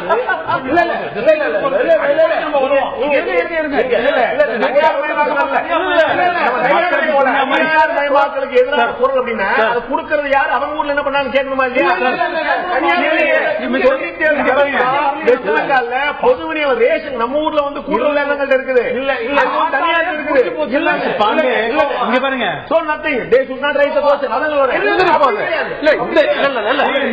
முக்கியமான இங்க எல்லா மக்களும் இந்திய மக்கள் அத்தனை பேரும் தெரிஞ்ச விஷயம் டாடா சிங்கூர் விஷயம். அங்க இருக்கிற விவசாயி போராட்டம். அதனாலதான் மம்தா பானர்ஜி அதை கேபிடலைஸ் பண்ணி வந்தாங்க. அப்ப டாடாக்காக தான் இருந்தீங்க, விவசாயிகளுக்காக இருந்தீங்க. நீங்க ப்ராப்ளம் என்னன்னா நீங்க ஷிஃப்ட் பண்றீங்க. மொத்த விஷயம் என்னது? லாஸ்ட் தி ஆயில் மார்க்கெட்டிங் கார்பரேஷன்ஸ் இதானே அவங்க. அதுவும் ஒண்ணு. அப்ப அதுவும் ஒண்ணு. அப்ப விலை நிர்ணயம், விலை என்ன விலைக்கு நம்ம வாங்குறோம் இறக்குமதி செய்யறோம் அப்படின்றது தானே. இந்த பாருங்க, வெறும் 22% தான் கேஸ் இம்போர்ட் நம்ம பண்றோம். நம்மளுடைய ஒட்டுமொத்த தேவை 18,680 TMT-னா நாம இம்போர்ட் பண்றது வெறும் 5,000 தான். ஆனா இங்க எந்த இடத்துல இந்த பிரச்சனை எல்லாம் வருது தெரியுங்களா? இப்ப இந்த விலையை நிர்ணயம் பண்ணாங்கல்ல, உள்நாட்டு உற்பத்திக்கு விலையை நிர்ணயம் பண்ணாங்கல்ல, அந்த விலையை நிர்ணயம் பண்ற இடத்துல மோசடி பண்ணாங்க. $1 மட்டும் கொடுத்தா போதும். ஒரு பிரிட்டிஷ் மெட்ரிக் ஸ்டாண்டர்ட் தெர்மல் யூனிட்டுக்கு $5.61 இந்த அரசு ஒத்துக்கிட்டு இருக்குது. எந்த அரசு? எந்த அரசு மாத்தல. அந்த அரசு 8.24 கொடுக்கணும்னு சொன்னாங்க. 5.61 இறக்குமதி செய்யற அளவுக்கு உள்நாட்டு உற்பத்தி கொடுக்கணும்னா அப்போ இம்போர்ட் சப்ஸ்டிடியூஷன் பேர்ல ஏன் இதை தனியாருக்கு கொடுத்தீங்க? நீங்க கேஜி பேஷன் பத்தி பேசுறீங்க. கேஜி பேஷன் பத்தி பேசுறீங்க. ஆமா, நான் இந்த கவர்மெண்ட் மோடி கவர்மெண்ட் கேஜி பேஷன்ல டிலேக்காக 16,000 கோடி ரூபாய் ரிலையன்ஸுக்கு ஃபைன் பண்ணிருக்கோம், இம்போஸ் பண்ணிருக்கோம். நீங்க இந்த அரசு சொல்லக்கூடிய விலை மாற்றத்தை இந்த அரசு பிஜேபி கவர்மெண்ட் சொன்ன மாதிரி செஞ்சது பிஜேபி ரெக்கார்ட் பண்ணிச்சா? நீங்க தாமதத்துக்காக வாங்கன்னு சொன்னீங்க. அவர் சொல்ல இந்த விலை நிர்ணயம் இருக்கு பத்தியா, $1 மேல $5.6 வச்சாங்க, அது $4.6 திரும்ப வாங்கிங்களா? பேசுங்க. அப்போ ஒட்டுமொத்த பிரச்சனை எங்க இருக்குது? விலையை நிர்ணயம் பண்றதுல இருக்குது. நீ ஆயிலுக்கு என்ன சொன்ன? இம்போர்ட் விலை அதிகமாச்சு, அதனால எனக்கு வேற வழி இல்ல, ரூபாயினுடைய மதிப்பு குறைஞ்சு போச்சு, அதனால எனக்கு வழி இல்ல அப்படிலாம் சொல்லி நீ மக்கள் மத்தியில சுமத்தின. மக்கள் மேலதானே சுமத்தின. இப்ப நீ நிர்ணயிக்க வேண்டிய இடத்துல நீ இருந்துகிட்டு ஸ்பாட் பிரைஸ் $1 மேல கிடைக்கக்கூடிய ஒரு உற்பத்திக்கு $5.61 வந்துட்டு பிக்ஸ் பண்ணிட்டு ஆயில் மார்க்கெட்டிங் கம்பெனிக்கு லாஸ் சொல்றேன்னா என்ன அர்த்தம்? அடிப்படையில் இன்னொன்னு சொல்றேன், ஏழைகளுக்கு எல்லாம் கிடையவே கிடையாது. $33 மேல வந்தவ ஏழை, $24 மேல வந்தவ ஏழைன்ற அந்த ஏழை எல்லாம் கேஸ் வாங்கி பயன்படுத்த போறாங்க இந்த நாட்டுல. 67 விழுக்காட்டினருக்கு கேஸுக்கும் சம்பந்தமே இல்ல. ஆக என்ன செய்கிறது இந்த அரசு? செய்யறது ஒரு சூதாட்ட மனநிலையில் எந்த மக்கள் கிட்ட பறிக்க முடியுமோ அந்த மக்கள் கிட்ட பறிச்சு நிலைமைய பிஸ்கல் கன்சாலிடேஷன் பேர்ல நிலைமையை சமாளிக்க பாக்குறாங்க. வெளிப்படை தன்மையோடு ஒட்டுமொத்த பிரச்சனையும் இப்ப நாடாளுமன்ற துவங்குச்சு, விவாதிக்க சொல்லுங்க. எதனால இந்த அண்டர் ரிகவரி வந்துச்சு, ஏன் வந்துச்சு சொல்லட்டும்.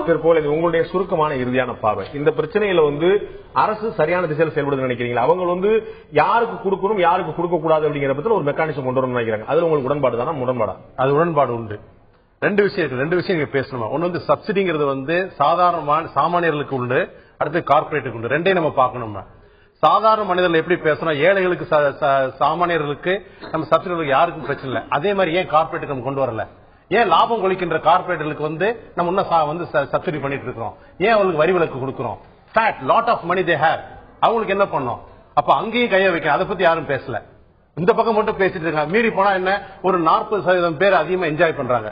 2,20,20 கோடி ரூபாயில ஒரு 50 லட்சம் கோடி ரூபாய் விரயமாயிருக்கலாம். ஆனா அங்க 5 லட்சம் கோடி பார்த்து சொல்லிடுங்க.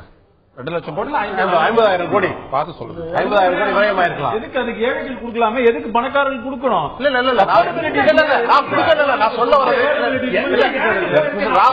நிகழ்ச்சி முடிக்க நேரம் ஒரே ஒரு இறுதியான ஒரு கேள்வி மட்டும் திரு ராகவன் கேட்டுறேன். நீங்க சொன்னீங்க இன்னைக்கு திரு அருண்ஜேட்லி 100 கோடி ரூபாய் தன்னுடைய சொத்து கணக்கு காட்டியிருக்கான்னு சொல்லிட்டு பாராளுமன்றத்தில் இன்னைக்கு இருக்கக்கூடியவங்கள 82% பேர் கோடீஸ்வரர்கள், 82% பேர் பாராளுமன்றம் இருக்கிறவங்க. பார்லிமெண்ட்ல ஒரு டீ ₹1, ஒரு டீ விலை ₹1, ஒரு வெஜிடபிள் தாலி விலை ₹12.50, ஒரு நான் வெஜிடேரியன் ₹22, வெஜிடேரியன் புலாவ் ₹8, பிஷ் கறி ₹13. இது எங்கேயாவது தமிழ் இந்தியாவில் எங்கேயாவது சாத்தியமா இருக்குதா? எம்பிக்கள் நீங்க இவ்வளவு நாட்டு மக்கள் மேல அக்கறைப்படுற டீ ₹1 லட்சம் வரைக்கும் நீங்க சம்பளம் வாங்குறீங்க, 50,000 மேல உங்களுக்கு சலுகை ஆகுது. நீங்க அடிப்படையில் உங்களுக்கு ஏதாவது குறைக்கணும் என்ன இருக்கா? அரசியல்வாதி மாதிரி பேசுறீங்க. நான் பாராளுமன்றத்துடைய கேன்டீன்ல பாராளுமன்ற உறுப்பினர்கள் மாத்திரம் சாப்பிடுறது இல்லைங்க. அங்க இருக்க எல்லாருமே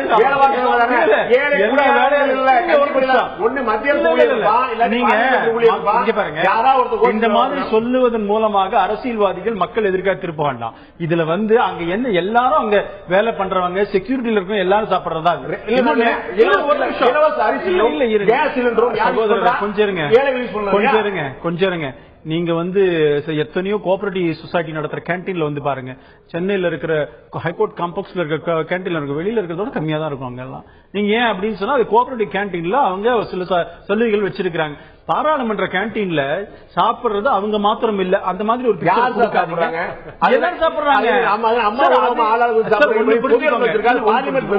அதாவதுங்க எதுக்கு எதை பேசுறீங்கன்னு குறைப்பதும் பணத்தை மிச்சப்படுத்தும் பாராளுமன்ற உறுப்பினருக்கு மாத்திரம் சொல்றீங்கன்னு சொல்றேன். இது அங்க எல்லாருக்குமே உண்டு சார். அது எல்லாருமே யாருங்க? காமன் மேனுக்கா? அங்க ஒர்க் பண்றவங்க மத்திய அரசாங்க ஊழியர்களோ வருமானத்து குறைவா இருக்கா? பிலோ பாவத்தில் எனக்கு நான் பாராளுமன்ற உறுப்பினரா இருந்ததில்ல. காமன் மேன் பாராளுமன்ற உறுப்பினரோடு கூட போறவங்க சாப்பிடலாமான்னு எனக்கு தெரியாது. பாராளுமன்ற உறுப்பினர் அடுத்தது பேச போறாரு, அவர்கிட்ட கேட்டு பாராளுமன்ற உறுப்பினர் கூட போறாங்க அவங்களுக்கு இருந்த வருமானத்துக்கு போட்டு அதுக்கு இதுக்கு ஒரு சம்பந்தப்படுத்தி பேசுறது சரியான நியாயமான விஷயமா எனக்கு தெரியல. எவ்வளவு கோடி இருக்கும் அது? நான் கேட்கிறேன், நீங்க இருப்பீங்க, ரொம்ப தெளிவா சொன்னார். அதான் என்னுடைய பார்வை நினைக்கிறேன். அருண்ஜேட்லி சொன்னது ஆயிரக்கணக்கான லட்சக்கணக்கான கோடி ரூபாய் வாரி இறங்க. அனாவசியமா ₹1 செலவழிக்காதீங்க. மிஸ்டர் பாண்டே, அருண்ஜேட்லி சொன்னது மேல், அதாவது வருமானம் அதிகமாக இருக்கிறவர்களுக்கு தேவையில்லை என்பதை சுற்றி வரணும். எம்பிக்களுக்கு வருமானம் ரொம்ப கம்மியா இருக்கு. எதுவா இருந்தாலுமே கூட தேவையில்லைன்னா தேவையில்லை, அதுவும் தப்பு கிடையாது. நீங்க ஏதோ அரசாங்கம் மானியத்தை எடுத்துற மாதிரி நீங்க பிக்சர் எடுக்கக்கூடாது. அந்த மாதிரி எந்த அரசாங்கமும் செய்ய முடியாது, செய்யக்கூடாது, எந்த அரசாங்கம் செய்யாது. நம்ம திரும்ப பேசுவோம். இந்த அரசாங்கத்தினுடைய நோக்கம் மானியத்தை ஒழிப்பதுதான். பின்ன ஒரு நாள் இங்கே வரக்கூடிய தனியார் நிறுவனங்களுக்கு லாபகரமாக தொழில் நடத்த வேண்டும் என்பதற்காக மானிய குறைப்பு என்ற பெயரில் விலையை உயர்த்த திட்டமிடுகிறார்கள். மானிய குறைப்பு என்ற பெயரில் விலையை உயர்த்த தனியார் நிறுவனங்களுக்கு சாதகமாக இருக்கக்கூடிய முயற்சி அப்படிங்கிற ஒரு குற்றச்சாட்டாக இருக்கிறது. மக்களுடைய பார்வை என்ன? மத்திய அரசுடைய மானிய குறைப்பு திட்டம் அவசியமா தவறானதா? பொருட்களை பொறுத்ததா? மக்களுடைய பார்வை என்ன? இப்போது பார்க்கலாம்.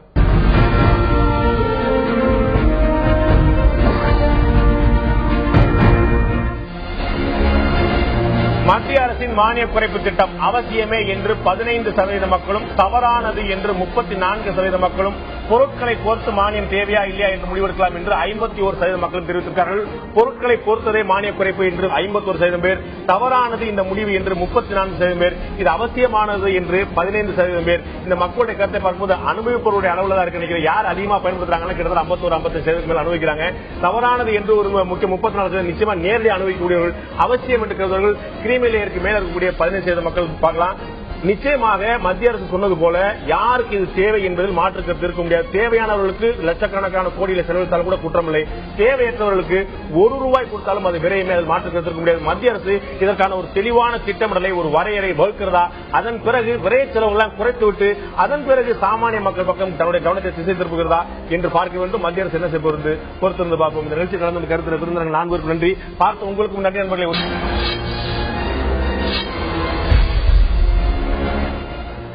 ஆயுத எழுத்து நீட்சிக்கு உங்கள் அனைவரும் அன்போடு வரவேற்க நண்பர்களே. தர்மபுரி மீது திடீர் பாசம், அக்கறையா அரசியலா என்ற தரப்பில் இன்றைய நீட்சியை விவாதிக்கிறோம். முக்கியமான காரணம் என்ன? ஏன் தர்மபுரி மீது திடீர் பாசம் என்ற கேள்வி எழுகிறது.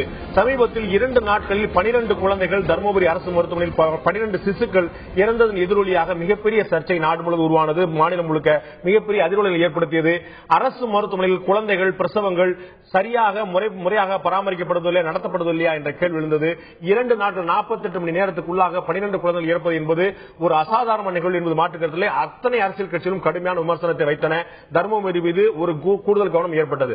மறுபுறம் பிரதமருடைய ஆலோசனைக்கு பிறகு நாடு முழுக்க இருக்கக்கூடிய பாராளுமன்ற உறுப்பினர்கள் ஆளுக்கு ஒரு தொகுதி, ஆளுக்கு ஒரு கிராமத்தை தத்தெடுக்க வேண்டும் என்று அறிவுரை வழங்க அதிமுகவில் இருக்கக்கூடிய 11 ராஜ்யசபா மாநிலங்களவை உறுப்பினர்கள் 11 பேர்ல 2 பேர் கன்னியாகுமரி மாவட்டத்தில் இருக்கக்கூடிய தலா ஒரு கிராமத்தை தத்தெடுக்க மாநிலங்களவை உறுப்பினர்களான அதிமுக இருக்கக்கூடிய 9 பேர், மீதம் இருக்கக்கூடிய 9 பேர் ஒட்டுமொத்தமாக தர்மபுரி பாராளுமன்ற தொகுதிக்கு உட்பட்ட 9 கிராமங்களை தத்தெடுத்திருக்கிறார்கள். 9 பேர் ஆளுக்கு ஒரு கிராமத்தை தத்தெடுத்திருக்கிறார்கள். இதற்கான காரணம் என்ன? தர்மபுரி தொகுதி பாமகவின் வசம் சென்று விட்டது, அது அதிமுக மீண்டும் பெற வேண்டும் என்ற நோக்கமா? இந்த பக்கம் சிசு மரணம், இந்த பக்கம் தொகுதியில் கிராமம் தத்தெடுப்பு, இந்த இரண்டிலுமே அரசியல் கட்சிகளுடைய அக்கறை தர்மபுரி பக்கம் திருவதற்கான காரணம் அரசியலா வேறு ஏதேனும் காரணங்கள்? இதை பற்றி தான் இந்த ஆயுதத்தில் நீட்சியில் விவாதிக்கிறோம். நீட்சியின் இந்த பகுதியில் நம்முடைய அதிமுகவுடைய முன்னாள் பாராளுமன்ற உறுப்பினர் திரு முத்துமணி அவர்கள் முன்னிலைந்திருக்கிறார். அதேபோல பாமகவை சேர்ந்த முன்னாள் பாராளுமன்ற உறுப்பினர் டாக்டர் செந்தில் அவர்கள் முன்னிலைந்திருக்கிறார். உங்கள் 2 பேரும் இந்த நிகழ்ச்சிக்கு வரவேற்கிறேன். நான் முதல்ல டாக்டர் செந்தில் ஆரம்பிக்க விரும்புகிறேன். ஒரு மிக நீண்ட விரிவான அறிக்கையை சிசு மரணம் தொடர்பாக டாக்டர் விஜயபாஸ்கர் அவர்கள் அளித்திருக்கிறார். அவர் ஒரு மருத்துவர், நீங்கள் ஒரு மருத்துவர், நீங்கள் சொந்த தொகுதியை சேர்ந்தவர். உங்களுக்கு நிச்சயமாக தெரியும், அந்த அறிக்கையை நீங்கள் முழுமையாக படித்திருப்பீர்கள். சிசுவுடைய மரண விகிதம் உள்ளிட்ட அனைத்து விஷயங்களை பற்றி மிக விரிவான விளக்கத்தை அந்த அறிக்கை தந்திருக்கிறது. அதை தாண்டி பார்க்கும்போது அரசியல் கட்சிகள் முழுமையாக இந்த பிரச்சனையை, சிசு மரண பிரச்சனையை அரசியலாக்கி இருக்கின்றன என்றுதான் தோன்றுகிறது. டாக்டர் செந்தில், இதை கண்டிப்பாக அரசியலாக்க வேண்டும். ஒரு அரசியல் கட்சியுடைய பொறுப்புடைய அரசியல் கட்சியுடைய பணி என்பது மக்களை பாதிக்கிற எல்லா அம்சங்களையும், எல்லா பிரச்சனைகளையும் முன்னெடுத்து அதற்காக போரிடுவதுதான். அப்படி பார்க்கும்போது இந்த சிசு மரணம் மிக முக்கியமான ஒரு நிகழ்வு. பொதுவாக உலக அளவிலேயே குழந்தைகள் இறப்பு விகிதம், அதாவது பிறந்த குழந்தை பிறக்கும் நாளிலிருந்து 1 வருடத்துக்குள் இறக்கிற விகிதம் என்பது 1000 குழந்தைக்கு எவ்வளவு என்பது ஒரு மனிதவள குறியீடு. ஒரு நாடு நன்றாக முன்னேறி இருக்கிறதா என்பதற்கான ஒரு அடிப்படை ஆதாரம். உங்களுக்கு தெரியும், அகில இந்திய அளவில் அந்த குறியீடு எந்த அளவில் இருக்கிறது? இன்றைக்கு மில்லினியம் டெவலப்மெண்ட் கோல்ஸ் என்று சொல்லக்கூடிய புத்தாயிரத்துக்கான ஐக்கிய நாடுகள் சபையுடைய இலக்கு என்பது இந்த பிறந்த குழந்தை இறப்பு விகிதம் என்பது 1999 2017 மூன்றில் 2 பங்காக குறைக்கப்பட வேண்டும் என்ற ஒரு கோரிக்கை வைத்திருக்கிறது.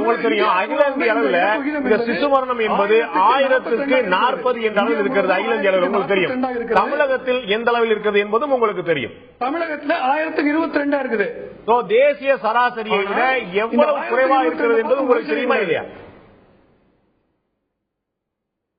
அங்க குறைவா இருக்கிறது. ஆனா நம்முடைய எல்லையிலே இருக்கிற கேரளாவில் அது 1000க்கு 11 இருக்குது. அப்ப தமிழகத்தில் இருப்பது போல பாதிதான் இருக்குது என்பது போல தமிழகத்தை விட கேரளாவிலே மருத்துவ வசதிகளும் மருத்துவ அமைப்புகளும் சிறப்பாக செயல்படுகின்றன என்பதை பார்க்க வேண்டும். அதை விட மோசம் பக்கத்தில் இருக்க இலங்கையில 9.5 தான். அப்ப இலங்கையை கம்பேர் பண்ணும்போது தமிழகத்தில் அதோட செலவு பண்றோம். அந்த செலவான பணம் மக்களுக்கு சென்று சேர்வதில்லை. அரசாங்கம் செய்கிற திட்டங்கள் மக்களுக்கு செல்வதில்லை என்பதுதான் முக்கியம். அந்த அறிக்கையை பற்றி சொன்னீங்க. அமைச்சர் ஒரு நல்ல அறிக்கையை கொடுத்திருக்காரு, நீண்ட அறிக்கையை கொடுத்திருக்காரு. பட் எனக்கு வருத்தம் இருக்குது. அமைச்சர் சொல்றாரு ஒரு பெரிய விஷயம் இல்லைங்க. 1000 குழந்தைகள் அட்மிட் ஆனப்ப 100 பேர் சேர்த்தாங்க. இப்ப 4500 குழந்தைகள் அட்மிட் ஆறாங்க, 400 பேர் ஆறாங்க. 10% சாதாரண நிகழ்வு என்ற வார்த்தையை பயன்படுத்தியிருக்காரு. ரொம்ப வருத்தமான விஷயம். குழந்தைகள் இறப்பது சாதாரண நிகழ்வு அல்ல என்பதை மருத்துவர் விஜயபாஸ்கருக்கு சொல்லிக்கொள்ள விரும்புகிறேன். மரணம் என்பது சாதாரண விஷயம் அவர் சொல்லல. அந்த எண்ணிக்கை வந்து மிகப்பெரிய கட்டுப்படுத்தப்பட்டிருக்க சொல்றேன். இது வழக்கமான விஷயம் இல்ல. வழக்கமான விஷயம் என்பது போல ஒரு தோற்றத்தை உருவாக்குறார். கடுமையாக கண்ணத்தை உரிய விஷயம் அது. இந்த இலக்கை 22 9.5க்கு கொண்டு வர வேண்டும், உடனடியாக கொண்டு வர வேண்டும். அதற்கான அத்தனை முயற்சிகளையும் அரசாங்கம் செய்தே தீர வேண்டும். தர்மபுரியில இந்த இறப்பு விகிதம் ஏன் என்பதை ஆராய வேண்டும். தமிழகத்துடைய அரசியல் கண்கள் தர்மபுரியை நோக்கி திரும்பி இருப்பது மகிழ்ச்சியை தருகிறது. ஏன் அப்படின்னா தமிழகத்தில் மிக பின்தங்கிய மாவட்டம், கல்வியிலே கடைசி 5ல் இருக்க ஒரு மாவட்டம், அதே போல வருமானத்தில் கடைசி 5ல் இருக்க ஒரு மாவட்டம். தமிழகத்துக்குள்ள மிகப்பெரிய ஏற்றத்தாழ்வு இருக்கிறது என்பதை தொடர்ந்து எங்கள் ஐயா சொல்லிட்டு வராங்க. தமிழகத்தில் அரியலூர்ல தனி மனித வருமானம் ஆண்டுக்கு 16,000 ரூபாய், கன்னியாகுமரியில் 80,000 ரூபாய். அப்படி பார்க்கும் 5 மடங்கு கன்னியாகுமரி வளர்ந்திருக்கிறது, 5ல் ஒரு பங்காக அரியலூர் இருக்கிறது. தமிழகத்திலே தருமபுரி, திருவண்ணாமலை, அரியலூர், விழுப்புரம், கடலூர் போன்ற மாவட்டங்கள் மற்ற மாவட்டங்களுக்கு தொடர்பில்லாத அளவில் மிக பின்தங்கிய நிலைமையில் இருக்கிறது. இன்னும் சொல்ல போனால் தமிழகத்திலே ஒரு பீகாராக இந்த 5 மாவட்டங்கள் இருக்கின்றது என்பதை தொடர்ந்து சொல்லி வந்திருக்கிறோம். இந்த ஏற்றத்தாழை நீக்க வேண்டிய பொறுப்பு அரசியல் கட்சிகளுக்கு அரசாங்கத்தில் இருக்குது. உங்களுடைய கேள்வி தான் திரு முத்துமணிட்ட கொண்டு வருகிறேன். டாக்டர் செந்தில் சொன்னாங்க ஒரு முக்கியமான விஷயம். தமிழ்நாட்டில் வந்து தேசிய சராசரி சிசு மரண வீதம் வந்து அகில இந்தியாவில் 40 இருக்கும்போது தமிழகத்தில் வந்து 21 இருக்கிறது ரொம்ப சரிதான், ரொம்ப சந்தோஷம் தான் அப்படின்னு. அதையும் தாண்டி அண்டை மாநிலமா இருக்கக்கூடிய கேரளால அது 11 இருக்கிறது, அண்டை நாடாக இருக்கக்கூடிய இலங்கையில் அது வந்து 9.1 இருக்கும்போது எவ்வளவு தேர்ந்த அளவில் அவங்க இருக்கிறாங்க. அப்ப ஒப்பீட்டு அளவில் நீங்க அதிகமா இருக்கிற மட்டும் தான் பாப்பீங்களா, நம்மோட குறைவா இருக்கக்கூடிய இடத்துல பார்க்க மாட்டீங்களா? ஒரு நியாயமான கேள்வி. அதாவது டாக்டர் அவர்கள் வந்து குழந்தைகள் இறப்பு என்பது ஏதோ எந்த நாட்டிலும் எந்த மாநிலத்திலும் எப்போதும் நடக்காது போல இப்போது மட்டும்தான் குழந்தைகள் இறப்பு நடந்ததை போலவும் அவர் வந்து அந்த அடிப்படையில் பேசுவது வந்து தவறு. இல்ல அப்படி சொல்லல, அவர் ரொம்ப தெளிவா முன்னேற்றம். தமிழகத்துல குறைவாக இருக்கிறது. வெளிநாட்டை கம்பேர் பண்ணா இன்னைக்கு இந்தியாவில் உள்ள மாநிலங்களில் இன்னைக்கு தமிழ்நாட்டை பொறுத்தவரை சராசரியாக இந்தியாவில் 1000க்கு 40 பேர் இறப்பு வீதம், குழந்தைகளுடைய இறப்பு வீதம். ஆனால் தமிழ்நாட்டில் 21. அவர் 22 என்று சொன்ன கூட தவறு. 21%. இல்ல கேரளாவை ஏன் கம்பேர் பண்ணணும்? நீங்க ஏன் கம்பேர் பண்றீங்க? நீங்க அகில இந்திய சராசரி ஏன் கம்பேர் பண்றீங்க? பெரும்பான்மையான ஸ்டேட் அகில இந்திய சராசரி நீங்க ஒப்பிடுறீங்க. இல்ல ஒப்பிட்டு தான் ஆக வேண்டும். அதாவது அவங்க செய்றாங்க. கேரளாவோடு மட்டுமல்ல, கேரளா எல்லாத்தையும் ஒப்பிட்டு பார்த்தா தான் சராசரி என்று வருவதைத்தான் நாம் எடுத்துக் கொள்கிறோம். ஒவ்வொரு ஸ்டேட்டையும் நாம நான் வந்து இன்னும் பெட்டரா இருக்கிறதுக்கு முயற்சி பண்ணா இன்னும் மோசமா இருக்கு. யாரும் வந்து இன்னும் பெட்டரா இன்னும் இறப்பு வைத்து முழுமையாக குறைக்க வேண்டும் நோக்கம் மக்கள் தலைவர் புரட்சி தலைவர் அம்மாவுடைய ஆலோசனை கூட இந்த ஆட்சிக்கு, அதிமுக ஆட்சிக்கு அந்த லட்சிய நோக்கங்கள் உண்டு. இன்னைக்கு புரட்சி தலைவர் அம்மாவில் அரசு தொற்று குழந்தை திட்டம் கொண்டு வந்து வரவர். இன்னைக்கு ஆஸ்பத்திரியில் டாக்டர், செவிலியர், பணியாளர் யாரும் வந்து இடம் வந்து காலியாக இருந்தால் உடனுக்குடன் வந்து மெடிக்கல் ரெக்ரூட்மெண்ட் போர்டு வந்து இன்றைக்கு 2012 புரட்சி தலைவர் அம்மா அவர்கள் உருவாக்கி இருக்கிறார்கள். அப்ப கூட அந்த பற்றாக்குறை வரக்கூடாது என்று கூட தொலைநோக்கு பார்வை நீங்கள் அதை புரிந்து கொள்ள வேண்டும். அதாவது டாக்டர் பற்றாக்குறையினால ஒரு குழந்தைகளை பாதுகாக்க முடியாம போச்சு, அதாவது செவிலியர் பத்தல, பணியாளர் பத்தலன்னு சொல்ல முடியாது. இன்னைக்கு இந்தியாவில் அதை கம்பேர் பண்றீங்களா? நான் சொல்றேன், இந்தியாவில் கம்யூனிஸ்ட் ஆட்சியில் இருந்திருக்கிறது, காங்கிரஸ் இருக்கிறது, இன்றைக்கு பிஜேபி ஆட்சியில் இருக்கிறது. எந்த ஒரு மாநிலத்திலாவது மெடிக்கல் ரெக்ரூட்மெண்ட் போர்டு இருக்கிறதா இல்லை என்று நான் சவால் விட்டு சொல்வேன். இதற்கு வந்து நண்பர் உள்ளிட்ட யாரும் நான் என்ன கேக்குறேன், மெடிக்கல் ரெக்ரூட்மெண்ட் போர்டு இருக்கட்டும் இல்லாம போட்டோம், சிசு மரணம் வந்து நம்மோட கம்மியா வேற எங்கேயா இருக்குதா இல்ல, இவ்வளவுதான் கேள்வி. அதுக்கு சிசு மரணம் என்பது தமிழகத்தை விட குறைவாக அண்டை மாநிலத்தில் இருக்கிறதா இல்லையா, அப்ப நம்ம அதைத்தான் ஒப்பிடணும். இல்ல அப்படி அல்ல, ஒட்டுமொத்தமாக பெரும்பான்மையான மாநிலங்களில் நம்முடைய மாநிலத்தில் இருக்கின்ற 1021 காட்டிலும் இந்திய அளவில் ஒட்டுமொத்த கேரளா மட்டும் எடுக்கணும், இந்தியாவே எடுங்க, நம்ம இந்தியாவில் தான் இருக்கோம். ஒட்டுமொத்த இந்திய எல்லா மாநிலத்தையும் எடுத்து பார்க்கும்போது சராசரி என்று மத்திய அரசால் நிர்ணயிக்கப்பட்ட குழு வந்து இன்னைக்கு அறிக்கையில வந்து 1040 என்று நிர்ணயம் பண்ணியிருக்கிறது. ஆக அந்த சராசரியை தான் ஒப்பிட வேண்டும் என்கிற ஒவ்வொன்றோடு ஒப்பிட வேண்டிய அவசியம் இல்லை என்று நான் கருதுகிறேன். உங்களுக்கு பிடித்த நம்பரோட நம்ம ஒப்பிட முடியாது. நீங்க கேரளா மட்டும் எடுக்கிறீங்க, 1021 இல்லைங்க, 1000க்கு 0 வந்தா தான் நம்ம நிறைவடைய போறோம். சந்தோஷம். அது வரைக்கும் இலக்கு நோக்கி போகணும்ல. அப்ப நீங்க அதை ஒப்பிடாம கேரளாவில் என்ன சாத்தியமா இருக்குது? நீங்க சொன்ன மெடிக்கல் ரெக்ரூட்மெண்ட் போர்டு கேரளாவில் இல்ல இல்ல ஆமா இல்ல இல்ல ஆனா அங்க எப்படி அது ஒரு 1011 வந்துச்சு? மெடிக்கல் ரெக்ரூட்மெண்ட் போர்டு இல்லாமலே 11 நீங்க புரிந்து கொள்ள வேண்டும். கேரளா கேரளா கேரளான்னு மட்டும் பேசுவதில் வந்து எனக்கு உடன்பாடு இல்லை. நீங்க இந்தியாவில் தான்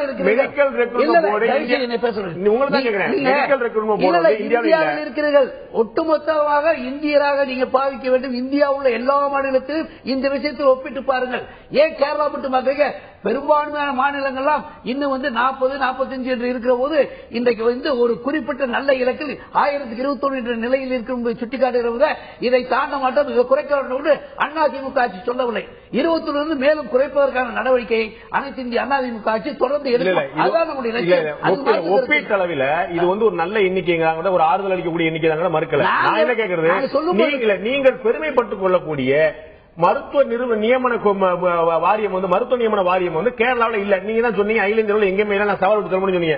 அங்க மருத்துவ நியமன வாரியம் இல்லாமலே அவர்களால் 1011 வர முடியுது என்றால் மருத்துவ நியமன வாரியம் வைத்துக் கொண்டு உங்களால் ஏன் 1021 மேல போக முடியல? இப்ப நான் சொல்றேன் காரணங்க, அவர் டாக்டர் நண்பர் வந்து பாமக சேர்ந்த டாக்டர். இந்த விஷயத்துல குழந்தைகள் இறப்பு என்பது எல்லா குழந்தையும் ஒரு வகையான பரவு நோயாலேயோ ஒரு குறிப்பிட்ட விஷயத்தாலேயோ இறந்தார்கள் என்பது செய்தியும் அல்ல, உண்மையும் அல்ல. அதை யாரும் மறுக்க முடியாது. ஆனா இன்றைக்கு ஒவ்வொரு குழந்தையும் இறந்ததற்கு ஒவ்வொரு தனிப்பட்ட காரணங்கள் உண்டு. அதில் நான் குறிப்பாக விஷயத்தை சொல்றேன். நம்முடைய மாண்புமிகு முதல்வர் OPS அவர்களும் நம்முடைய மக்கள் நல்வாழ்வுத்துறை விஜயபாஸ்கர் அவர்களும் இன்றைக்கு தெளிவான ஒரு அறிக்கை கொடுத்திருக்கிறார்கள். அதில் குறிப்பாக இன்றைக்கு அங்கே அட்மிட் செய்யப்பட்ட குழந்தைகளே நம்முடைய மருத்துவமனை, அதாவது மெடிக்கல் காலேஜ் சம்பந்தப்பட்ட மருத்துவமனையில் பிறந்த குழந்தைகள் 3 மட்டும்தான். அங்கேயே பிறந்து இறந்த கணக்கில் வருகிற குழந்தைகள் 3 மட்டும்தான். மீதமுள்ள குழந்தைகள் வேறு இடங்களில் வீட்டிலோ பிரைவேட் ஆஸ்பத்திரியிலோ வீட்டிலாம் கிடையாது. எல்லாமே வந்து ஆரம்ப சுகாதார நிலையத்தில் இல்லாட்டி தனியார் அரசு மருத்துவமனையில், தனியார் மருத்துவமனை கிடையாது. வேறு இடத்துல இருந்து இங்க வர்றதுக்கு முன்னாடி வேறு இடத்துல பெரும்பாலும் தனியார்கள் ஆஸ்பத்திரியில இருந்து எல்லாமே அரசு மருத்துவமனையில தான். எல்லாம் ஆரம்ப சுகாதார நிலையங்கள் இல்லாட்டி அரசு மருத்துவமனை அங்க அந்த மாவட்டத்துக்குள்ள இருந்த இடங்கள். அந்த இடங்கள்ல இருந்து கொண்டு வரப்போது இறுதி கட்டத்தில் வரும்போது தீவிர சிகிச்சை அளித்து கூட இயற்கையாக ஒவ்வொருத்தருக்கும் ஒவ்வொரு பார்ட். இந்த குழந்தைகள் வந்து குறைந்தது 2.5 கிலோ இருக்கணும். ஒரு குழந்தையுடைய எடை என்பது சுமார் 2.5 கிலோ அதுக்கு மேல இருக்குது. சரி, ஆனா 2 கிலோவுக்கு கீழே. இதுல கூட எங்களுடைய முதலமைச்சர் அவர்கள் OPS அவர்கள் சிறப்பாக சுட்டிக்காட்டினார். அதாவது 5 குழந்தைகள், இது 5 குழந்தைகளுக்கு கூட 1.2 to 1.7 kg இருந்துச்சுன்னு. ஆக குழந்தை இறப்புக்கு என்பது அரசின் கவனக்குறைவோ டாக்டர்களோ பற்றாக்குறையோ சிகிச்சை சரியாக கொடுக்கவில்லை என்பதோ உபகரணங்கள் இல்லை என்றோ சொல்லுவதற்கு எதுவுமே இடமில்லை. வேண்டிய முயற்சியும் தீவிர முயற்சிகள் மேற்கொண்டு இயற்கையாக அந்த தீவிர முயற்சி சிகிச்சைக்கு பின்னர் உரிய சிகிச்சை அளித்தும் கூட இருக்கிறார் என்ற ஒவ்வொரு குழந்தைக்கும் ஒரு உபாதை தனித்தனியாக பிரச்சனை இருக்கிறது. ஒரு தெளிவா ஒரு விளக்கத்தை வந்து நம்ம முதலமைச்சர் சொல்லியிருந்தாங்க. 1.25 கிலோ 1.5 கிலோ வரைக்கும் குழந்தைகள் இருக்கும்போது அவர்களுடைய எடை வந்து மிக குறைந்தவர்களுக்கு. இன்னொரு முக்கியமான புள்ளிவார்த்தை டாக்டர் விஜயபாஸ்கர் சொல்லியிருக்காரு. உங்களுக்கு தெரியும், நான் வரேன். இப்ப கடந்த 2006 இருந்து 2010 வரைக்கும் மாதத்துக்கு சராசரியாக 56 சிசு மரணங்கள் அதே தருமபுரி மாவட்டத்தில் நடந்திருக்கு. இப்ப 2011 இருந்து இந்த 14 வரைக்கும் மாதத்துக்கு சராசரியாக 42 மரணங்கள் நடந்திருக்கு. சிசு மரணங்கள் அதே தருமபுரியில 56 இருந்து 42 மாதம் தோறும் குறைந்திருக்குது. கட்டுப்படுத்தப்பட்டிருக்குதானே அரசுடைய பார்வையா இருக்குது. டாக்டர் செந்தில், 2 விஷயங்கள் நீங்க புரிஞ்சுக்கணும். இயற்கையாக உதாரணமாக தமிழகத்திலே மக்களுடைய பொருளாதார நிலை உயர்ந்திருக்கிறதா? கடந்த 30 ஆண்டுகள் உயர்ந்திருக்கிறது. ஆனால் அது உயர வேண்டிய இலக்கை நோக்கி அந்த விரைவிலே உயர்ந்திருக்கிறதா என்றால் இல்லை. இப்ப 56 42 ஆச்சு. 68 இருந்தது 1000க்கு குழந்தைகள் இறக்கும் விதம். அந்த 68 42 5 ஆண்டுகள் ஆனது. அந்த 5 ஆண்டுகள் மாற்றியவர் மருத்துவர் அன்புமணி. தேசிய சுகாதார திட்டம், கிராமப்புற சுகாதார திட்டம் என்ற உலகத்திலேயே மிகப்பெரிய திட்டத்தை, உலகத்திலேயே மிக அதிகமான பொருட்கள் செய்யப்பட்ட திட்டத்தை கொண்டு வந்தோம்னு குறைஞ்சது. அது சாதனை. 5 ஆண்டுகள்ல 2 ஒன்றாக மாற்றியது. இது மிக குறைந்த. இது மருத்துவ குறைபாடோ இல்ல அப்படி சொல்ல. இது என்ன சொல்ல வரேன்னா, அவர் ஒரு பாயிண்ட் சொன்னாரு, குழந்தை இறப்பது என்பது மருத்துவ தவறு கிடையாது, நர்சத்து கிடையாது. நான் அதை சொல்லவில்லை. குழந்தை இருந்தது தப்பு. எப்படி இருந்தது? ஒரு குழந்தை இருந்தால் தவறு கிடையாது. நீங்க முதல்ல சொன்னீங்க இதுல வந்து அரசியல் ஆக்க வேண்டியது அரசியல் கடமைன்னு சொன்னீங்க. மருத்துவ உபகரணங்கள் இல்லாமலோ, மருத்துவர் இல்லாமலோ, செவிலியர் இல்லாமலோ, கண்காணிப்பு இல்லாமலோ, கவனிப்பு இல்லாமலோ இருந்தா நிச்சயமா குறை சொல்றது மட்டும் இல்ல, கண்டிக்க வேண்டிய விஷயம் கூட. இது எந்த குறையுமே இல்லைன்னு சொல்லி மருத்துவர்களே சொல்லியிருக்காங்க. நீங்க ஒரு மருத்துவர் டாக்டர் அன்புமணி ராமதாஸ் அவர்களே இந்த குழந்தைகள் இறப்பு விஷயத்தில் டாக்டர்களையோ செவிலியர்களையோ மற்ற பணியாளர்களோ எந்த குறையும் சொல்லக்கூடாது என்று சொல்லியிருக்கிறார் என்பதை பாமக முன்னாள் நாடாளுமன்ற உறுப்பினர் அறிந்திருப்பார் என்று நான் நம்புகிறேன், கருதுகிறேன். இது குறித்து தாங்கள் வந்து மறுக்க முடியாது என்றும் நான் மறுக்கவில்லை. நான் அதை சொல்லவில்லை. குழந்தைகள் இறப்புக்கு காரணம் என்றால் தனித்தனி காரணங்கள் இருக்கிறது. கவனக்குறைவு அல்ல, உபகரண குறைவு அல்ல, சிகிச்சை குறைவு அல்ல, டாக்டர் பற்றாக்குறை அல்ல, எல்லாம் கூட இருக்கிற ஒவ்வொரு குழந்தைக்கும் ஒரு தனித்தனி காரணங்கள் இருக்கிறது. அதில் குறிப்பாக இன்னைக்கு முதலமைச்சர் அவர்கள் தெளிவாக அறிக்கையிலே 11 குழந்தைகளில் 7 குழந்தைகள் 2 கிலோவுக்கு குறைவாக இருந்தன. அதில் கூட 5 குழந்தைகள் 1.2 கிலோ வந்து 1.75 வரை இருந்தது. குறை பிரசவம் 37 வாரம் குழந்தை இருந்து தங்கி பிரசவம் ஆக வேண்டிய அந்த குழந்தை 28 வாரத்தில் பிறந்த குழந்தைகள் அந்த 2 கிலோவுக்கு இப்படி இயற்கையாக ஏற்படுகிறது உண்டு என்பதை வந்து தெளிவுபடுத்தி நம்முடைய மாண்புமிகு முதலமைச்சர் OPS அவர்கள் தெளிவுபடுத்தியிருக்கிறார். விஜயபாஸ்கர் அவர்களும் தெளிவுபடுத்தியிருக்கிறார். சொல்லுங்க உங்களுடைய கேள்வி. இல்ல இது முக்கியமான விஷயங்க. 37 குழந்தைகள் குறைப்பிரசவம் அடைந்தது ஏன்? 37 குழந்தைகள் 2 கிலோவுக்கு எடை குறைவா இருப்பது ஏன் என்பதை தான் ஆராய வேண்டும். அப்படி ஆராய்கிற போது இன்னைக்கு செய்தித்தாள செய்தி என்று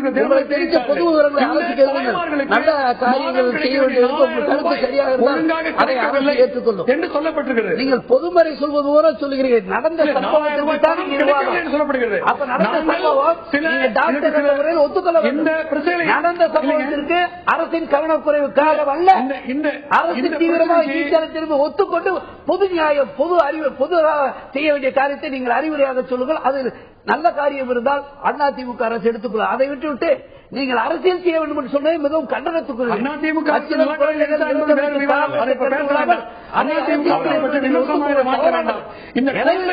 எப்படி குறைப்பது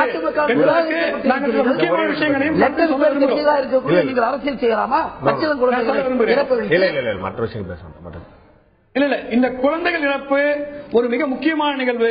இது சாதாரண நிகழ்வு கிடையாது. இதற்கான காரணிகளை ஆராய்ந்து அவற்றை சரி செய்ய வேண்டியது அவசியம். முதல் காரணி, தாய்மார்களுக்கு சத்துணவு கிடைக்கவில்லை.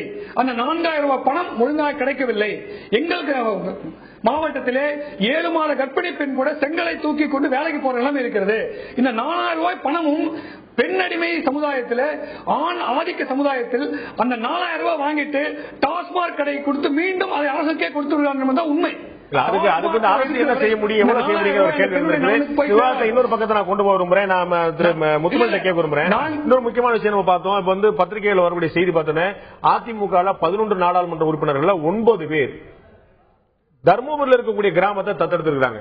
என்ன காரணம்? தர்மபுரி மேல உங்களுக்கு இவ்வளவு அக்கறை வரக்கூடிய காரணம்? அவங்களுக்கு எல்லாம் பாத்தீங்கன்னா ஒரு அரசியல் செய்யறதுக்கான நோக்கம் வந்து விமர்சனம் பண்றீங்க. உங்களுக்கு என்ன இதுல வந்து அரசியல் இல்லாம வேற என்ன இருக்குன்னு சொல்றீங்க? இல்ல, இதுல வந்து ஒவ்வொரு நாடாளுமன்ற உறுப்பினரும் அவர் விரும்புகிற கிராமத்தை தேர்ந்தெடுக்கலாம் என்பதுதான் விதிமுறை. அது எப்படி அதிமுக 9 நாடாளுமன்ற உறுப்பினர்கள் தர்மபுரியவே விரும்பிட்டாங்க? அது அவரவர் தனி விருப்பம். அப்படி அமைஞ்சிருப்பதில் வந்து நாம் என்ன செய்ய முடியும்? நாம் என்ன செய்ய முடியும்? தர்மபுரி பக்கம் உங்களுடைய கூடுதலான போக்கஸ் இருக்கு அப்படிங்கிறது வந்து ஒரு அரசியல் நோக்கம் இருக்கு. தெளிவா தெரியுது. நீங்கள் எடுத்துக்கொள்ளலாம். கூடுதலான போக்கஸ் இப்படி செய்தால் தான் கூடுதலான போக்கஸ் ஆகும் என்ற அடிப்படையில் வந்து இந்த கிராமங்களை ஒட்டுமொத்தமாக வந்து எல்லோரும் சேர்ந்து பேசி எடுத்ததாக அல்ல. ஒவ்வொரு தனிப்பட்ட முறையிலும் நாடாளுமன்ற உறுப்பினர் இன்றைக்கு மிகவும் பின்தங்கிய பகுதியாக தருமபுரி இருப்பதால் ஏன் நாம் எடுக்கிறோம் என்று ஐடென்டிக்கலா வந்து ஒவ்வொருத்தருக்கும் ஏற்பட்டிருக்க கூடும் என்றுதான் 9 பேருக்கு ஒரே மாதிரி தோணுச்சு. பரவாயில்ல. திருவண்ணாமலை ஏன் தோணல? பக்கத்துல இருக்கக்கூடிய கிருஷ்ணகிரி ஏன் தோணல? திருவண்ணாமலை ஏன் தோணல? அரியலூர் ஏன் தோணல? பெரம்பலூர் ஏன் தோணல? இதெல்லாம் முன்னேறிய மாவட்டங்களா? இல்ல 37 + 11 48 எம்பிக்கள் இருக்கும். நீங்க சொல்வது போல இனி மற்ற இடங்களுக்கு வந்து எங்களுடைய பிற எம்பிக்கள் கவனம் செலுத்துவார்கள். அப்படிலாம் செலுத்த முடியாது. மக்களவை உறுப்பினர்கள் அவங்க நாடாளுமன்ற தொகுதிக்குள்ளதான் கவனம் செலுத்தணும். மாநிலங்களவை உறுப்பினர்கள் எங்கனாலும் பண்ண முடியும். மற்ற மக்களவை உறுப்பினர்கள் இருக்காங்க, அங்கங்க செலுத்தாங்க, அங்கங்க கவனம் செலுத்தாங்க, அங்கதான் பண்ண முடியும், மேல தூக்க முடியாது. அதிமுக இருக்கக்கூடிய 11 நாடாளுமன்ற உறுப்பினர் ராஜ்யசபா உறுப்பினர்கள் 2 பேர் கன்னியாகுமரி தொகுதி, 9 பேர் இந்த தொகுதி. இந்த 2 தொகுதியுமே கடந்த நாடாளுமன்ற தேர்தலில் அதிமுக வசம் இல்லாத தொகுதிகள். அரசியல் இல்லாமல் வேற என்ன? இல்ல அரசியலாக நீங்க எடுத்துக்கொண்டால் அது தவறு என்று நான் கருத மாட்டேன். இதுல ஒண்ணு வெளிப்படையா கவனிக்கணும். நீங்க அரசியலா என்று கேட்டால் இல்ல ஒரு விஷயம் அரசியல் நீங்கள் எடுத்துக்கொண்டால் அது அரசியல் நீங்க எடுத்துக்கொண்டாலும் அதில் தவறு இல்லை என்பதுதான் என்னுடைய கருத்து. மக்களுடைய குறைகளை பாதிக்கப்பட்ட கிராமங்கள் தலைமைக்கு தெரியாமலோ தலைமையின் அனுமதி பெறாமலோ எதையும் செய்திருக்க முடியாது. இது தலைமையிலிருந்து கொடுத்த அவருடைய அறிவுரையின் பேரில் நடந்த விஷயம்.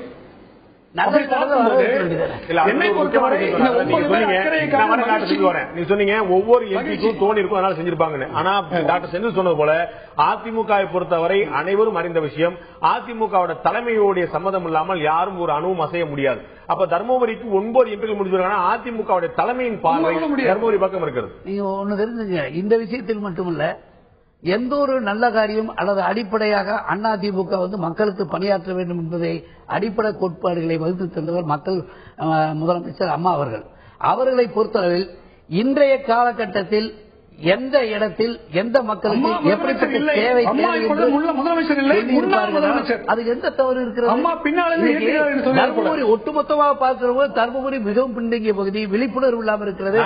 பக்கத்திலே கிருஷ்ணகிரி ஒண்ணு இருக்கு, முன்னேறிய பகுதியா? திருவண்ணாமலை இருக்குது, முன்னேறிய பகுதியா? அரியலூர் இருக்குது, பெரம்பலூர் இருக்குது, முன்னேறிய பகுதியா? அங்கேயே உங்களுடைய அக்கறை வரமாட்டது. 9 எம்பிகள் நம்ம பாக்குறோம்ல, 11 எம்பிகள் பாக்குறோம். 5 மாவட்டங்கள் பின்தங்கிய மாவட்டமா பாக்குறோம். ஆக கடைசியா இருக்கக்கூடிய மாவட்டம் 32 5 பின்தங்கிய மாவட்டம் பாக்குறோம். இந்த 5க்கு 11 எம்பிகள் ஆளுக்கு 2 கிராமத்தை தத்தெடுத்திருந்தாங்கன்னா எல்லாத்துக்குமே போக்கஸ் கிடைச்சிருக்குமே. எல்லாருடைய பாலும் தர்மபுரியில் மட்டுமே இல்ல. இனிமேல் இங்க ஒரு கிராமத்தை எடுத்திருக்காங்க, அடுத்து ஒரு கிராமத்தை எடுக்கக்கூடிய சூழல்களாக இருக்கிறது என்ற அடிப்படையில் இன்றைக்கு சவல பிள்ளைக்கு எப்படி வீட்டுல நம்ம கொஞ்சம் கூடுதல் பற்று பாசம் கட்டுற அது மாதிரி எடுத்துக்கங்க. ஏது ஒரு பெரிய விஷயமா எடுக்கிறீங்க? இது சவல பாதிக்கப்பட்ட மக்கள், கல்வி அறிவு இன்னும் பெற வேண்டிய மக்கள், தங்களை சுகாதார ரீதியாக உடலையும் எப்படி வலுப்படுத்திக் கொள்ள வேண்டும், குழந்தைகள் இடைவெட்டி விட்டு கல்யாணம் முடிச்ச குழந்தைகள் உறவு தர்மபுரி அதிமுகவையா? இல்ல, தர்மபுரி நிலப்பகுதியில் வாழ்கிற மக்கள் மிகவும் பாதிக்கப்பட்டவர்களாக இருப்பதால் அதை நிவர்த்தி செய்வதற்கு கூடுதல் அக்கறை செலுத்துவது எந்த தவறும் இல்லை என்பதை என் ஆணித்தரமான இறுதியாக சுருக்கமா உங்களுடைய கருத்து. அதாவது எப்படி பார்த்தாலும் இந்த நிதியும் இந்த தொகையும் இந்த அக்கறையும் தர்மபுரி மக்களுக்கு தான் சென்று சேரப்போகிறது. மக்களவை உறுப்பினர்கள், மாநிலங்களவை உறுப்பினர்கள், இதுல அரசியல் பார்ப்பதற்கு, அரசியல் ஆக்குவதற்கு என்ன இருக்கிறது டாக்டர் செந்தில்? இதெல்லாம் மகிழ்ச்சிங்க. 9 பேர் இங்கே பஞ்சாயத்து இருந்தது மகிழ்ச்சி. எங்களுக்கு ஒரே வருத்தம் தான், தர்மபுரியில் இருக்க 251 பஞ்சாயத்துகளுமே பின்தங்கி இருக்கிறது. அதிமுக திமுகவும் 50 ஆண்டுகள் ஆட்சி செய்து எங்கள் மாவட்டத்தை மிக மிக பின்தங்கிய நிலைமையிலே, கல்வியிலே, சுகாதாரத்திலே, இன்ன பிற மனிதவள குடியிருப்பிலே தமிழகத்திலேயே கடைசி 5 வைத்திருக்கிறார்கள். இந்த ஆட்சிகள் 251 பஞ்சாயத்து எடுத்தாலும் மகிழ்ச்சி தான். ஆனா அவங்க எடுக்க மாட்டாங்க. ஏனென்றால் நீண்ட தொலைநோக்குள்ள நாட்டையும் மாநிலத்தையும் முழுதாக மாற்றக்கூடிய எண்ணங்கள் அவர்களுக்கு கிடையாது. டிராமா பண்ணணும், சாராயத்தை விட்டு மக்களை சாராயத்துக்கு அடிமையாக்கி அந்த பணத்திலே மினுமினுக்கிற இலவச திட்டங்களை காட்டி மக்களை ஏமாற்ற செயல்பட்டு சொல்லுவீங்க. அந்த பகுதியில் தான் உங்களுடைய அன்புமணி அவர்கள் இருக்கிறார். அந்த பகுதியில் தான் நீங்க இருந்தீங்க. அந்த பகுதியில் தான் என்னுடைய ஞாபகம் சரியா இருந்தா திரு பூத்தா இளங்கோவன் இருந்தாரு.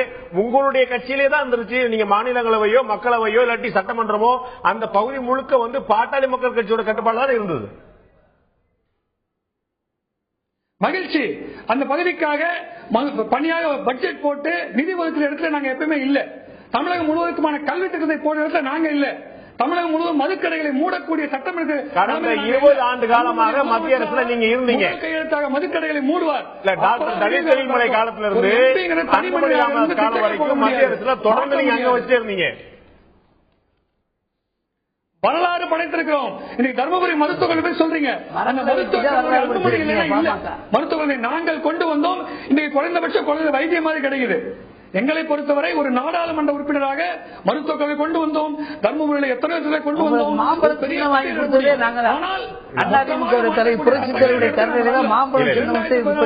வருவோம்.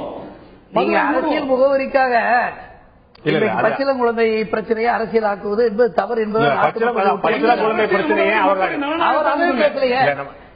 மது பிரச்சனை மோடிட்டு வைங்க. அகில இந்திய அளவில் மது விலக்க அமுல்படுத்துகிறது மோடிட்டு வைங்க. அகில இந்திய அளவில் கொண்டு வாங்க. உங்க பிரச்சனைக்கு அவர் வரல. பச்சிளம் குழந்தை அரசியலாக்க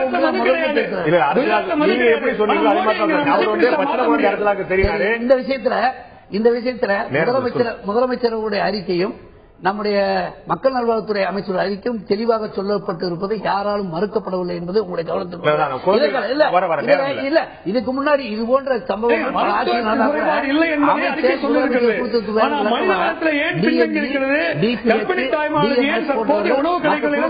இருந்து ஆய்வு பண்ணி இன்னைக்கு பத்திரிகை ஊடகங்கள் இப்படி பெரிதாக்கப்பட்டதால் மக்களுக்கு ஏற்படுகிற சந்தேகங்களை போக்குறது ஒரு பக்கம் எண்ணிக்கொண்டு அதே சமயம் மேலும் வந்து கவனம் செலுத்தி இந்த பிரச்சனையிலே வந்து நல்ல முறையிலே மருத்துவ சிகிச்சை அளித்திருக்காரு. புரட்சித் தலைவர் அம்மாவுடைய ஆட்சியில் தான் இந்தியாவில் மருத்துவத்துறை சிறப்பாக விளங்குகிறது. எனவே கவனம் சரியாக இருக்கிறது. எந்த கவனம் நேரம் இல்ல. மக்களுடைய பார்வையில வந்து அரசியல் இரண்டு பக்கம் இருக்கிறது அப்படிங்கிற மாற்று கருத்து இருக்க முடியாது. அதிமுகவுடைய 9 எம்பிக்கள் தர்மபுரி பக்கம் கவனத்தை திருப்பியிருக்கார்கள். அதே சமயம் சிசுடைய மரணம் பெருமளவு குறைந்து கொண்டே இருந்தாலும் அனைத்து எதிர்க்கட்சிகளும் கூட அதை விமர்சன பார்வை வைக்கின்றன. இரண்டு விஷயத்திலுமே அரசியல் இருக்கிறது என்பது மாற்று கருத்து இல்லை. இரண்டு விருந்தினர்கள் சொன்னது போல அரசியல் இருந்தாலும் கூட அது நல்ல விஷயத்துக்காக பயன்படுது என்று பார்க்க வேண்டும். தர்மபுரி மாவட்டம் மட்டுமல்ல, பக்கத்தில் இருக்கக்கூடிய கிருஷ்ணகிரியிலிருந்து, அரியலூரிலிருந்து, பெரம்பலூரிலிருந்து, திருவண்ணாமலையிலிருந்து பல்வேறு மாவட்டங்கள் இன்னும் பின்தங்கிய மாவட்டங்களாக இருக்கின்றன. பல்வேறு சுகாதார பிரச்சனைகள், கல்வியிலிருந்து பல பிரச்சனை இன்னும் இருக்கின்றன. அதையெல்லாம் தீர்ப்பதற்கு ஆளுங்கட்சியோ எதிர்க்கட்சிகளோ தங்களால் முயற்சி செய்தால் நிச்சயமா மக்களுக்கு நல்லதான். இந்த நிகழ்ச்சியில் கலந்து கொண்டு கருத்து விருந்தினர்கள் 2 பேருக்கும் நன்றி. பார்த்த உங்களுக்கும் நன்றி நண்பர்களை. மீண்டும் இன்னொரு நிகழ்ச்சி சந்திப்போம். அதுவரை நன்றி, வணக்கம்.